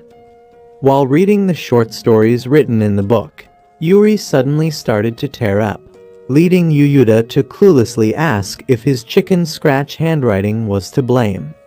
However, Yuri clarified that she was crying because the story was indeed touching. Just then, Alyssa snatched the book and declared she also wanted in on the emotional roller coaster. Yuri mentioned to Yuyuta that the short stories were as good as J.K. Rowling's or even better, to which Yuyuta replied, revealing he had written the stories back when he was still in elementary school. Shocked at hearing this, Yuri told Yuyuta that the stories were as good as Digima's, and before she could complete her statement, Alyssa chimed in, saying she was finding it hard to believe that Yuyuta had written such a masterpiece when he was still flexing diapers.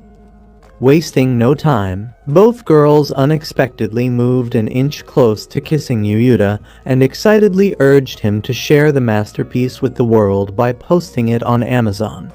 They doubled down, saying Yuyuta could upload it that very moment, claiming his fans all over the world would love it.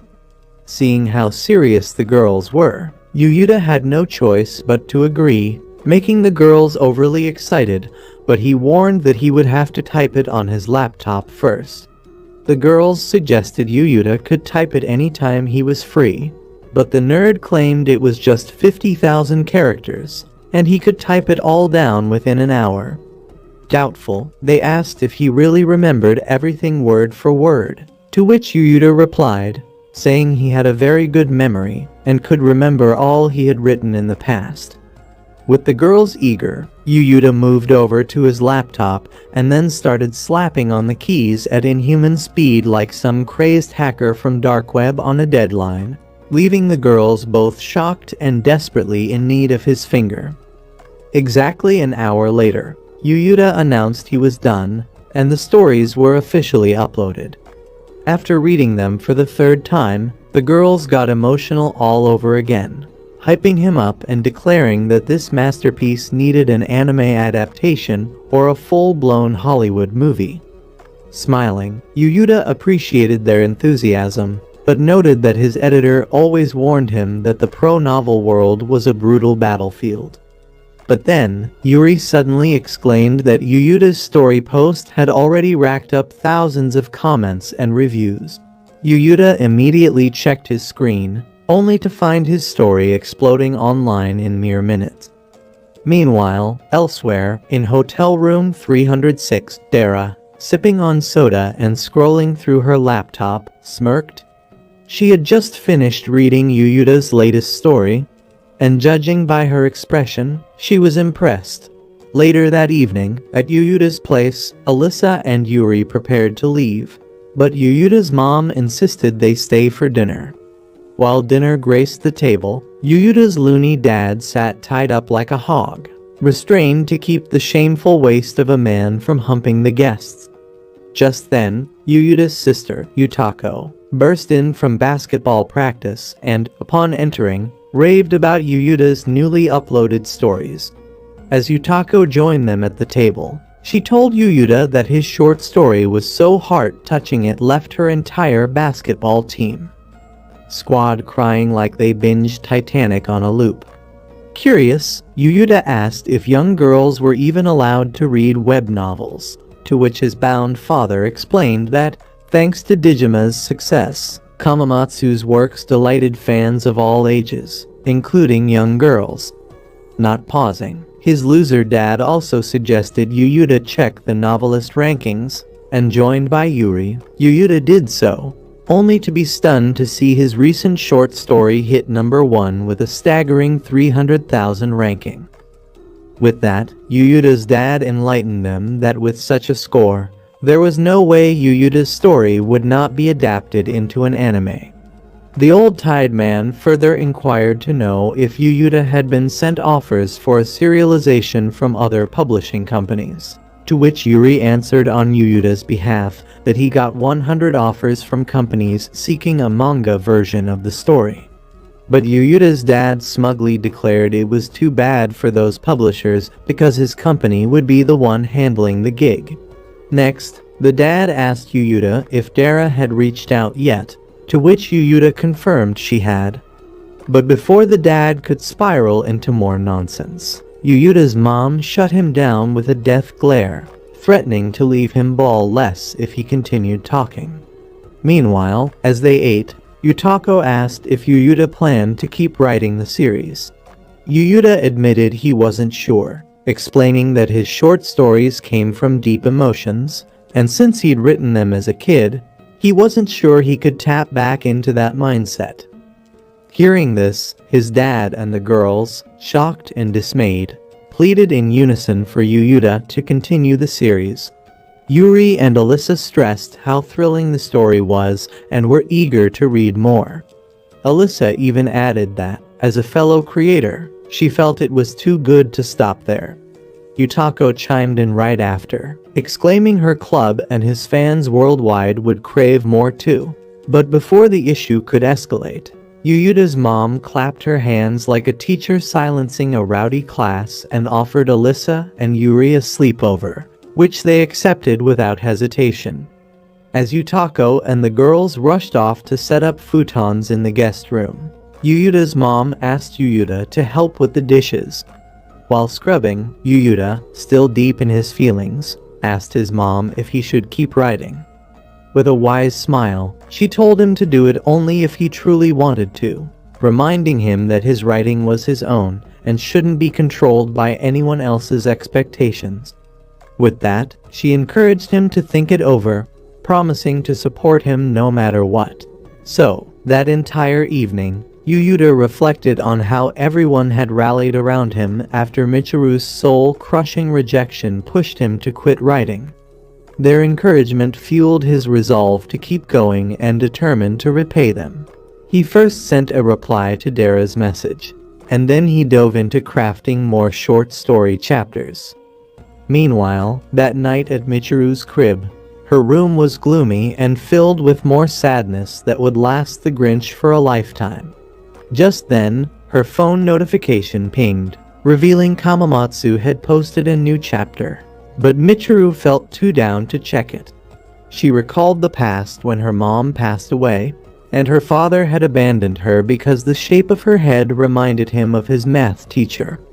Kamamatsu's stories had once been her only comfort, but now, knowing they were Yuyuta's raw thoughts, she was scared. If there was even a hint of bitterness towards her in his words, it would destroy her.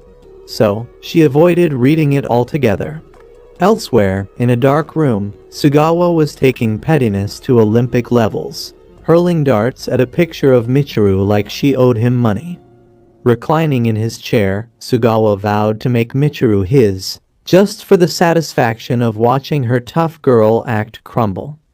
Very early the next day, Dara arrived at Yuyuta's apartment to discuss his new novel. As they exchanged greetings at the door, Dara spotted Yuri and Alyssa's shoes and pondered why 2 pairs of female shoes were in the house. Yuyuta tried to explain but fumbled like a nervous virgin, though his mom, quick on her feet, saved him like an OG in the game, claiming the shoes were her old ones. With that resolved, Yuyuta's mom ushered Dara into the sitting room for coffee, and as they walked, she whispered to Yuyuta that she'd keep his other girls upstairs. While sipping coffee, Dara rambled on about how Yuyuta's recent novel Ouchan Digimas, captivating readers worldwide. Skeptical, Yuyuta suggested it might be an overstatement to compare it to Digimas. But Dara countered sharply, pulling up the yearly novel rankings for Yuyuta to see. Yuyuta was shocked to see that the novel he published just a day ago was topping the yearly ranking. Dara elaborated that it had racked up more points in a day than most anime-worthy novels earned in a year. She added that the points mirrored reader satisfaction and the lofty expectations for the author. Next, Dara asked if Yuyuta could carve out time to visit the editorial department. Curious, Yuyuta inquired to know if there was some kind of special meeting, to which Dara flirtingly revealed that it wasn't really a special meeting, but it was equally important. Yuyuta pressed if it concerned Digimas, and Dara finally spilt that it was an anime offer for his new novel. Noticing Yuyuta's stunned reaction, Dara explained that her company had a pretty good record with animes, so it was pretty easy to get the ball rolling. Intrigued, Yuyuta argued that even Digimas got an anime offer only after the novel started selling, to which Dara countered that with Yuyuta being the greatest hit of the century, it was easy to get an anime that would surely surpass expectations. Sensing hesitation, Dara asked if Yuyuta was against an anime adaptation. Yuyuta admitted he was thrilled about it, though deep down, he was worried about his confidence to sustain the series. Seeing his doubt, Dara urged Yuyuta to be more confident and to trust himself. Yuyuta's mom also chimed in with her own encouragement. Dara then promised the full backing of her editorial team and anime staff, while his mom echoed her support and that of others. Motivated by these words, Yuyuta felt relieved and resolved to push forward with the series. Meanwhile, Yutako, eavesdropping behind the door, decided to share the hot gossip with Alyssa and Yuri. Sometime later, as Dara prepared to leave, she reminded Yuyuta to drop by the editorial office as discussed. But just then, Alyssa and Yuri burst out, startling Dara. Acting like a jealous corporate girlfriend, Dara demanded to know why the girls were at Yuyuta's place. Wasting no time, Dara went borderline wild, grabbing Yuyuta by the neck and shaking him like a weak dummy, insisting on an explanation. But just then, Alyssa walked into their midst, breaking Yuyuta free from Dara's grip, and then introduced herself as Alyssa Ajamatsu, using Yuyuta's last name. Yuyuta froze in shock at Alyssa's claim, but the surprises kept coming as Yuri also introduced herself to Dara with Yuyuta's surname, sending him into a tailspin. Following that, Alyssa and Yuri swarmed Yuyuta, pressing him to explain who Dara was and what relationship he had with her. Before Yuyuta could say a single word, Dara strolled forward, calmly took Yuyuta's arm, and boldly declared herself his wife, flooring Alyssa and Yuri. After that slick power play, Dara announced she was taking her leave and then blew the girls' kisses, solidifying her superior gameplay. After arguing for hours with Yuyuta concerning what just happened, Alyssa and Yuri finally took their leave and then thanked Yuyuta's mom for being the perfect example of a mother-in-law. A few days later, Yuyuta stood before the editorial office to meet Dara about the anime. Unexpectedly, Alyssa and Yuri somehow tagged along, summoned by Dara for unrelated but important matters. As Yuyuta and the girls neared the building's entrance, they spotted a buzzing crowd blocking the way. Amid the buzzing crowd stood a celebrity everyone dubbed Prince. Suddenly, this prince locked eyes with Yuyuta in the crowd and called him his rival. While Alyssa and Yuri stood puzzled, wondering why this guy labeled Yuyuta a rival, the wannabe Brad Pitt strutted toward him, oozing arrogance.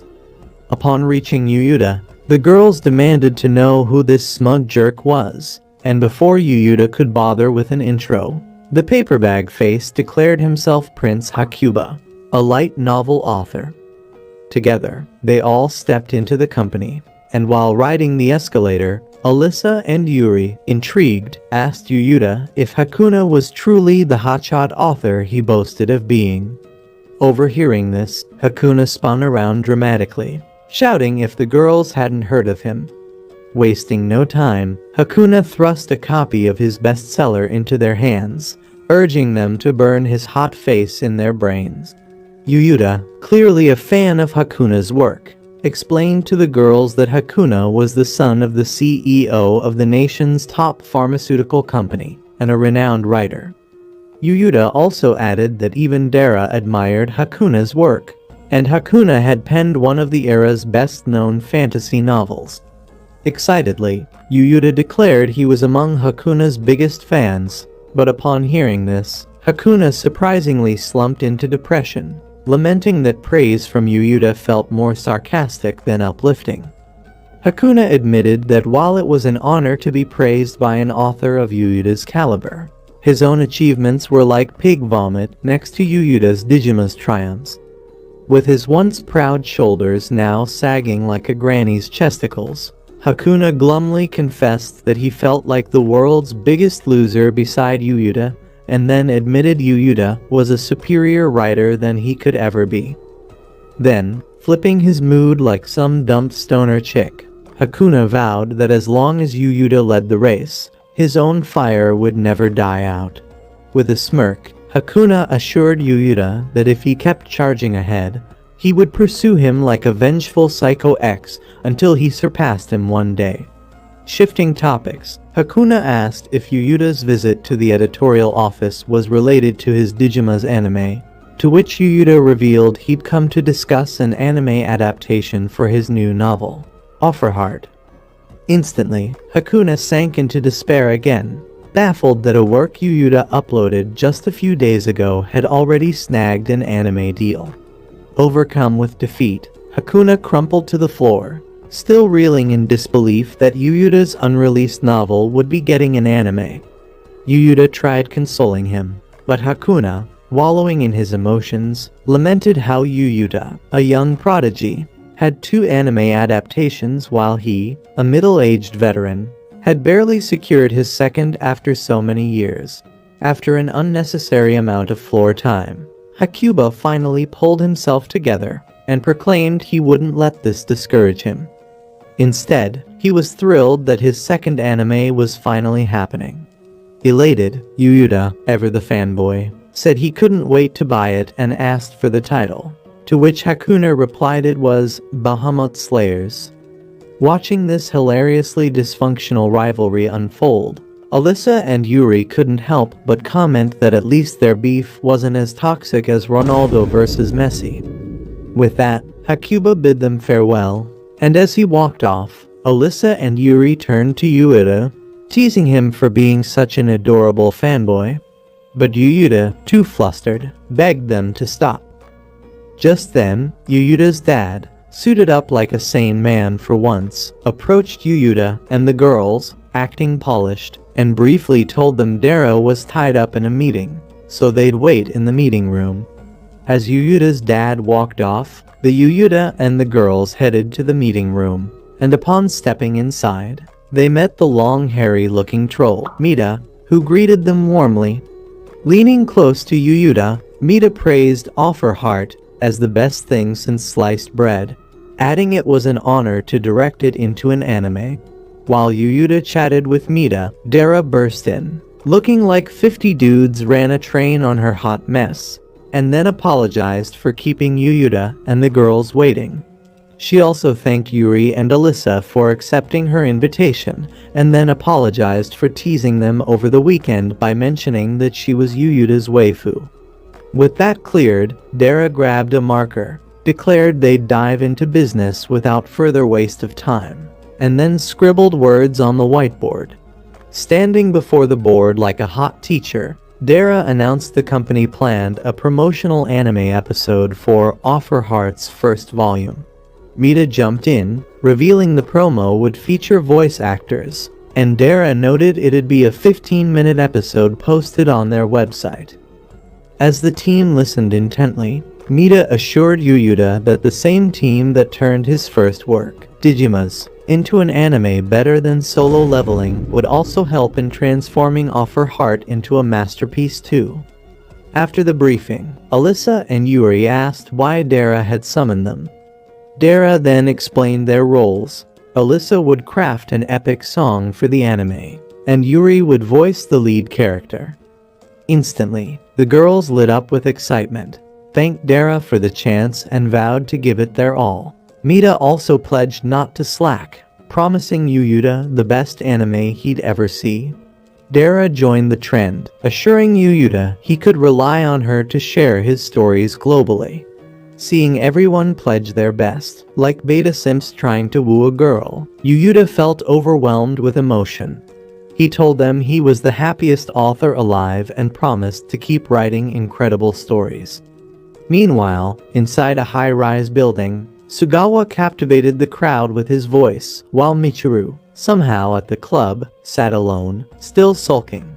Noticing Sugawa's side eye on her, Michiru grew annoyed, wondering why the Justin Biebers want to be kept staring. One of her friends slid closer and asked what was wrong, noting they'd thought the club would cheer her up. The friend added they'd been worried sick when Michiru skipped school for days and then urged her to open up to them. However, instead of spilling, Michiru stood and said she needed to use the restroom.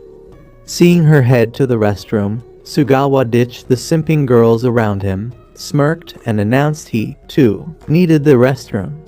While secluded in the restroom, Michiru reflected on how attending the club was a terrible idea, expecting it to clear her mind, but instead ending up with more regret. After thinking about Yuyuta and wishing she could just flush away the mistake she made, Michiru stepped out of the restroom and found Sugawa lurking outside, waiting for her. Irked by the sight of the cocky fool, Michiru moved to leave before Sugawa suddenly asked if she enjoyed his singing. Sugawa disclosed that he'd been serenading Michiru earlier. Yet before Sugawa could say more, Michiru dismissed him like premium trash and turned to leave. Suddenly, Sugawa, feeling disrespected, seized her hand and insisted Michiru should feel honored he was even speaking to her. Michiru wrestled to break loose, but Sugawa, under the delusion that he was the main character, coolly remarked that he liked his women feisty. Next, Sugawa asked if she liked him, to which Michiru, alarmed, retorted she'd never like a repulsive arrogant creep like him. Hearing this, Sugawa claimed he'd caught Michiru gazing at him passionately back in class, unable to take her seductive eyes off him. Michiru, flabbergasted, realized the second-rate Casanova was talking about the time she was actually staring at Yuyuta. So, she attempted to clarify to the dense fool that he'd misjudged everything, and she didn't care about him one bit. In response, Sugawa pressed her to reveal who she'd been staring at, if not him, but Michiru clammed up, unable to form a clear reply. Sugawa shrugged, saying he was fine with it all, just that he wanted Michiru as his girl. Exasperated, Michiru snapped, saying she'd never be his woman and tugged to free herself from his hold. But at that very moment, Sugawa pinned Michiru to the wall, urging her to confess her true feelings for him. Savoring the struggle, Sugawa noted he didn't mind her being aggressive with him. As Sugawa's hand inched below Michiru's soft melons, Sugawa commented that Michiru had the face and curves he craved in a girl. Now terrified, Michiru smacked his puffy face so hard it should have come with a sound effect and vowed she'd never be his, even if he were the last guy on earth. Eventually, Michiru wrenched free from Sugawa's grasp, and as she stormed off, Sugawa called after her, questioning why she'd sent mixed signals if she knew she wasn't into him. Just as Michiru exited, Sugawa's crew began teasing him, branding him a ball-less femboy for failing to do the easiest thing, which was to rizz up a girl. This enraged Sugawa beyond measure, so he stepped up, dialed a number, and instructed the person on the line to execute the plan, promising to send a photo of the girl to target.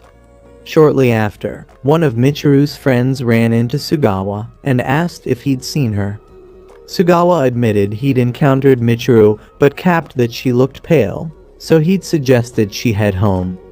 Noticing the friend's unease, Sugawa offered to sing her a song and assured her he'd definitely check on Michiru's safe arrival afterwards. Meanwhile, Michiru, trudging home, regretted ever stepping foot in that club. Little did she know, two bad guys in an alley were comparing her face to the photo Sugawa had sent. Once they confirmed Michiru was the mark, they closed in, but Michiru, already exhausted, tried to ignore their clapped faces and keep walking. But one of them grabbed her arm and suggested they have some fun. Michiru screamed, trying to free herself from the dude's tight grip, but the guy just tightened even harder. Seeing how intent the jerks were to give her the D slowly, Michiru grew utterly petrified, her screams fading. Just then, her phone buzzed in her bag, a call from friends checking in, but she couldn't answer, tears brimming. Fortunately, Yuyuta swooped in like a Walmart Spider-Man, declaring he'd been searching everywhere for Michiru. Without delay, Yuyuta, brimming with the confidence of a drunk man, pried Michiru from the thug's hold, took her hand, and began leading her away while the wannabe gangsters yelled, demanding to know who the heck Yuyuta thought he was to have such mad confidence. Hearing this, Yuyuta felt both jittery and furious, so he wheeled around, announced he was Michiru's childhood friend, and challenged the bandana punks if they had an issue with it. Terrified, Michiru asked Yuyuta why he was there, to which Yuyuta calmly replied that it was just mere luck before whispering for her to play along. Meanwhile, the goons, amused at seeing the tiny little hero, demanded that Yuyuta scram and never interfere when adults were talking. Nevertheless, Yuyuta stood his ground, firmly insisting he wasn't going anywhere until he took Michiru to her father. Consequently, the hoodlums grew pissed at Yuyuta's persistent annoyance and were about to chop off his PP until a stern voice coughed in the background, abruptly interrupting them. Frozen in shock, the goons' stunned faces revealed it was none other than Randy Savage, who sternly demanded to know what the Lankies wanted from his daughter. Immediately, Yuyuta, trying his best to play it cool, quickly assured him that everything was fine. Of course, that was part of the plan. But the goons, the moment they laid eyes on the human wrecking ball, their spines turned to jelly. Without a second thought, they bolted like scared roaches, screaming about how they didn't want to die. With the thugs gone, Yuyuta turned to Michiru and gently asked if she was okay. Still shaking, Michiru could hardly say anything, and noticing her trembling, Alyssa's bouncer clearly stated that he was glad she wasn't hurt. At that very moment, Michiru's eyes widened in shock as she recalled that the buff guy was the same macho who had come to pick Yuyuta up from school earlier. Following the incident, John Cena rip-off led Yuyuta and Michiru to the black limo and insisted that Michiru get in to rest. Likewise, Yuyuta urged her to go ahead, so Michiru reluctantly entered the limo. Inside, Yuyuta asked if she was now feeling better, to which Michiru replied that she was before thanking him for being her knight in shining armor. Still curious, Michiru demanded to know how Yuyuta had found her, and Yuyuta, all smiling, revealed that they were waiting at a red light when he heard her voice as she screamed for help.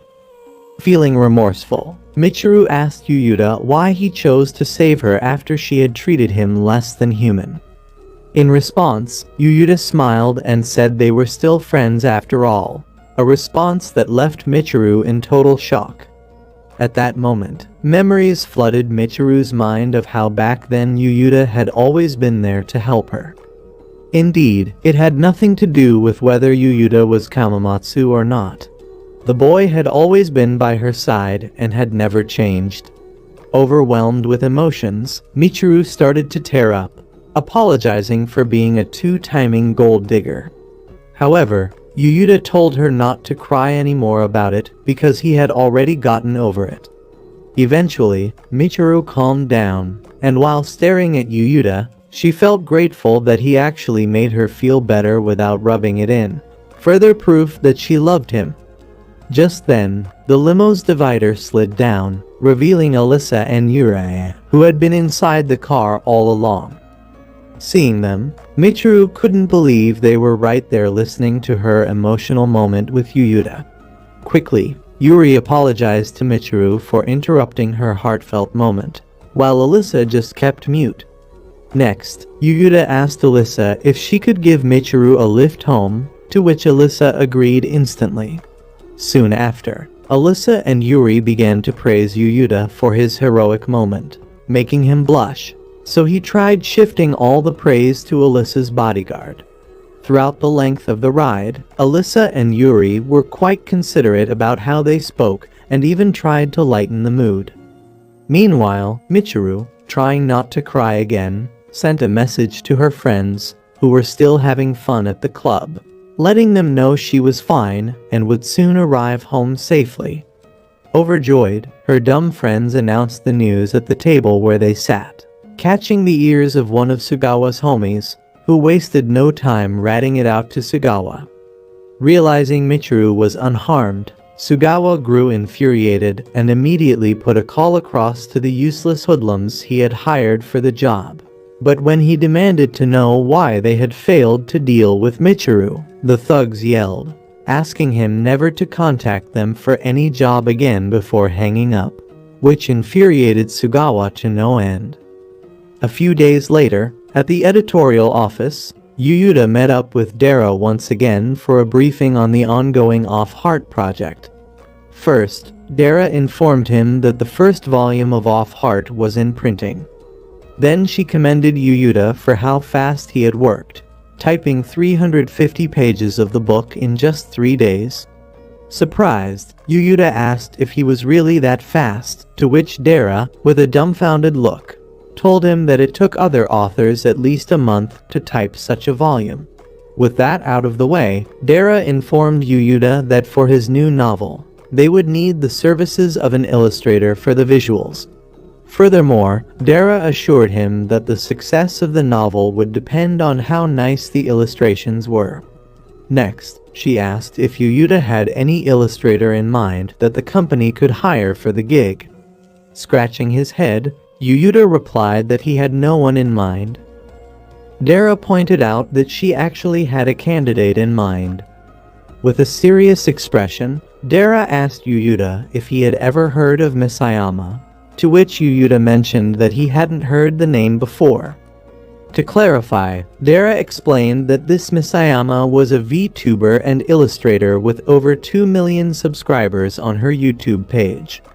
Still, Yuyuta let her know that he hadn't heard of the girl, prompting Dara to ask if Yuyuta was actually a Gen Z or perhaps lived under the rock with the boomers. Laughing, Yuyuta apologized for being clueless and then told Dara that if Misayama was as good as she claimed, the girl would have no time to work with them. But Dara countered almost immediately, informing him that it was actually Misayama who had shown interest in working with them. Additionally, Dara mentioned that Misayama had written a passionate pitch to be hired, and in her pitch, she made it clear that she was a huge fan of Yuyuta's work. Dara then showed Yuyuta an illustration that Misayama had willingly created for Offer Heart, and upon seeing how beautifully drawn the character designs were, Yuyuta was utterly fascinated.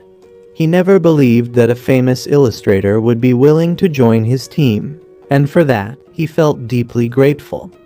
Next, Dara asked Yuyuta for his final decision on whether they should hire the girl, to which Yuyuta excitedly declared that he would love to work with Misayama.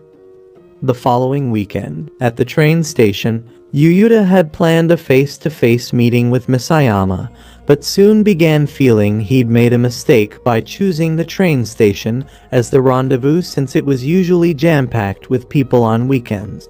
Consequently, he decided the cafe would be a better meeting point and promptly messaged Misayama to inform her of the change in location. However, Yuyuta was shocked when he received an instant reply from Misayama stating she would be waiting for him at the cafe.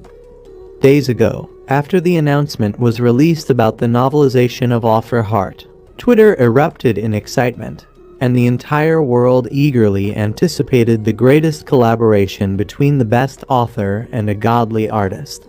Shortly afterwards, in the present, Yuyuta received a message from Misayama requesting to meet up, and considering how passionate the girl had been about the project, Yuyuta felt that meeting her was the least he could do. While making his way to the cafe, Yuyuta turned and noticed a short, emo-looking Barbie who seemed lost. Caught up in the moment, he observed her silver hair, blue eyes, and odd fashion sense.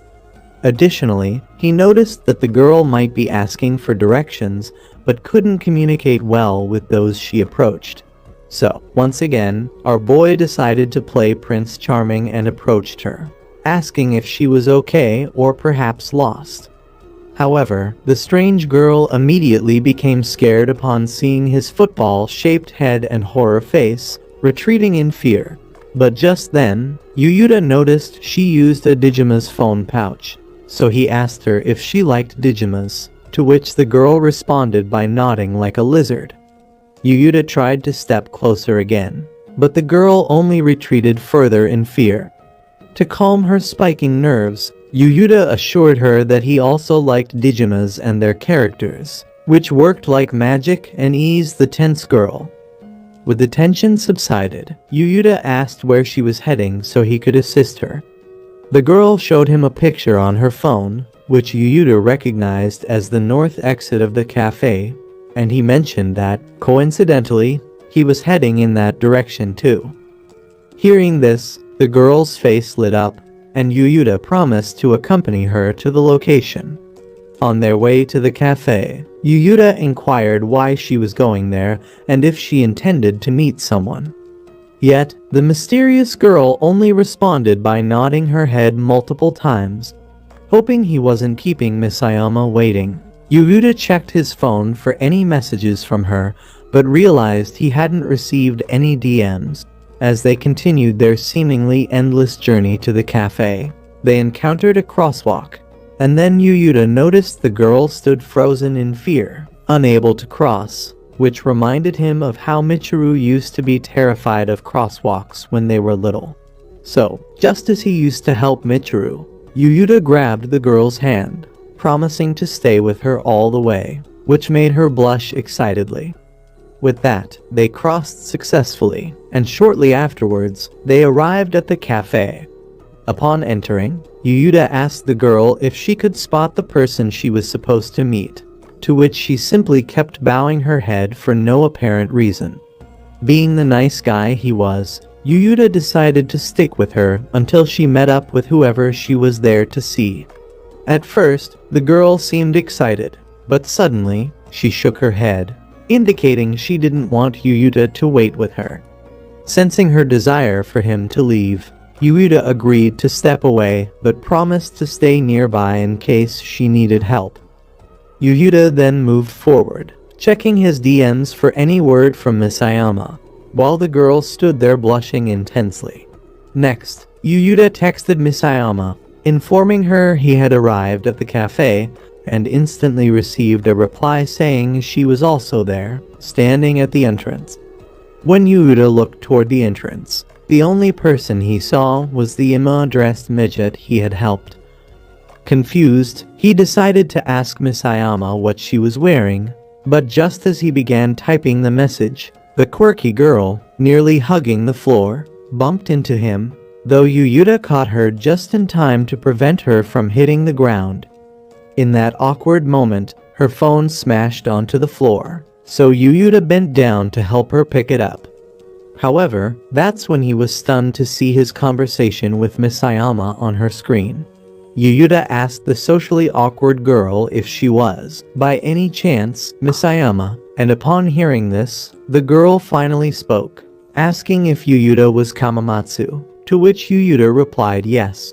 Overjoyed, Misayama couldn't contain her excitement, shouting at the top of her voice as if she'd unlocked the secret to immortality.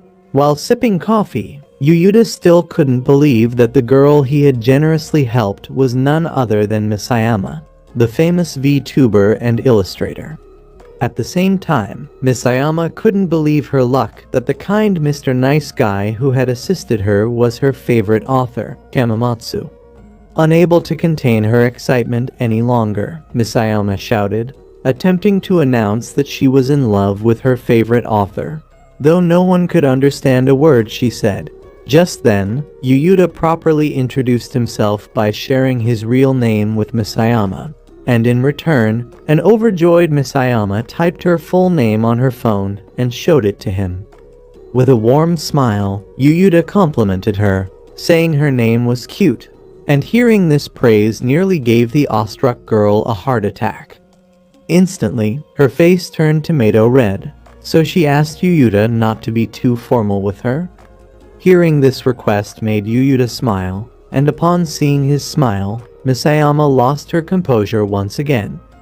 Next, Yuyuta complimented Misayama for being an illustrator and VTuber at such a young age. He revealed to her that when he was as young as she appeared, he was still learning how to write. But when Misayama disclosed that she was an old soul in a youthful body, Yuyuta was shocked beyond belief. After that surprising revelation, however, Yuyuta complimented her on how incredible she was and expressed his admiration for the beauty of her artwork. Specifically, Yuyuta shared his excitement about how she captured character expressions and how beautifully she designed the cover page. Furthermore, Yuyuta conveyed his joy at the prospect of working with someone as talented as her. Hearing all these praises from Yuyuta caused Misayama's heart to pound rapidly, and in an attempt to steady herself, she accidentally knocked over the cup of tea on the table, spilling the liquid onto her hand. Immediately, Yuyuta grabbed her hand and cleaned off the tea with his handkerchief. But his kind gesture only worsened the situation, as the overwhelmed girl suddenly fainted from sheer excitement. 10 minutes later, when Misayama finally regained consciousness, they were able to discuss Digimus and offer heart at last. This time, they managed to understand each other, even if just a little. As it grew late, Yuyuta suggested it might be best to head home, but Misayama mentioned she wanted to go shopping instead. Pointing out her struggle with directions, Misayama begged Yuyuta to accompany her to the mall, to which he agreed, thrilling her even more. Upon arriving at the mall, they headed to the merch area, and when Misayama spotted an array of Digima's merchandise on display, she rushed excitedly to grab one. She picked up a Digima's acrylic keychain, and seeing how much she liked it, Yuyuta offered to pay for it and presented it to her as a gift. Left speechless by the gesture, Misayama didn't understand Yuyuta's reason for the gift. However, Yuyuta explained that he bought it to show his appreciation for her choosing to work with him. Flushed with emotion upon hearing this, Misayama jumped happily and vowed to cherish the gift for the rest of her life. After shopping, they decided to part ways, and before leaving, Yuyuta asked Misayama to reach out if she needed his input on the illustrations. Misayama assured him she would, and then admitted she'd had so much fun spending time with him. In a heartfelt moment, Misayama confessed to Yuyuta that she had always been timid around people, but she was glad she'd taken the bold step to meet him, and was even happier to have connected with him in person. Tentatively, she asked if they could hang out again, and when Yuyuta didn't respond immediately, she hugged him out of nowhere, declaring that she loved him. Instantly, the scene turned awkward as everyone stared at them, so Misayama quickly pulled away from the hug, grabbed Yuyuta's hand, and vowed to draw better than Picasso for his novel. After that, they bid each other farewell, both delighted to have met and hopeful they could achieve great things together. Several months later, at Yuyuta's home, Alyssa, Yuri, and Misayama all visited simultaneously, and upon seeing the pretty chicks, Yuyuta's dad went into a frenzy once again, this time grabbing his son by the neck and thanking him for being the sole reason stunning celebrities graced their home. Not stopping there, the ecstatic dad hugged Yuyuta tightly, declaring his joy at raising a harem protagonist while the girls stood watching in horror. However, before the man could go completely overboard, his fierce wife appeared behind him, smacked him hard, and tied him up like a sacrificial lamb. Afterwards, she apologized to the girls for her husband's pervy behavior and, in the process, introduced herself to Misayama. Just then, Yutako burst into the house and, after greeting Alyssa and Yuri, noticed Misayama. Curious, she teased Yuyuta, asking why 3 girls were in the house and if he planned a steamy session with them. Yuyuta explained that Misayama was the famous illustrator for his new novel, Offer Heart. As for why the girls were there, Yuyuta clarified that they had come to watch the newly released promotional video for Offer Heart together. Thanks to Dara, Yuri, Misayama, Mita, and Alyssa, the promo episode was finally complete. Next, Yuyuta's mom suggested they all head to the living room to watch the video together. Upon reaching the living room, they surrounded the TV like football fans eager to catch the show. But before they could start, Yuri decided to properly introduce herself to Misayama, and Alyssa followed suit. However, being sandwiched by the voice of the main character and the lead singer of Digimas left Misayama feeling so shy she nearly peed herself. To make matters worse, Yuri complimented Misayama on being so talented and cute, then suddenly hugged her passionately out of nowhere. This gesture overwhelmed Misayama, causing her to wriggle out of the hug and plop down onto Yuyuta's lap. Instantly, Yuyuta froze, while Alyssa and Yuri, witnessing this, wished they could do the same. So, they both rose from their seats and sat close to Yuyuta on the floor, asking if they could also rest their backsides on him. But just then, Misayama shot them a territorial glare, signaling that sitting on Yuyuta's thighs was reserved for her alone, shocking Alyssa and Yuri, who had always assumed Misayama was an innocent little thing. At that moment, they realized that though Misayama was small in stature, she had the cunning of a retired OnlyFans actress. Following that, everyone settled in to watch the promo video, and as it played, Yuyuta was captivated by its stunning scenery and charming characters. He could see the characters he'd created moving beautifully on the screen before him and felt immense gratitude toward everyone involved in the project. Misayama had given his characters form. Yuri had breathed soul into them with her amazing voiceover, and, as the cherry on top, Alyssa had crafted a song that perfectly matched the plot's tone. Initially, Yuyuta recalled feeling nervous about the project, but with the help of everyone in the room, his creation had come to life.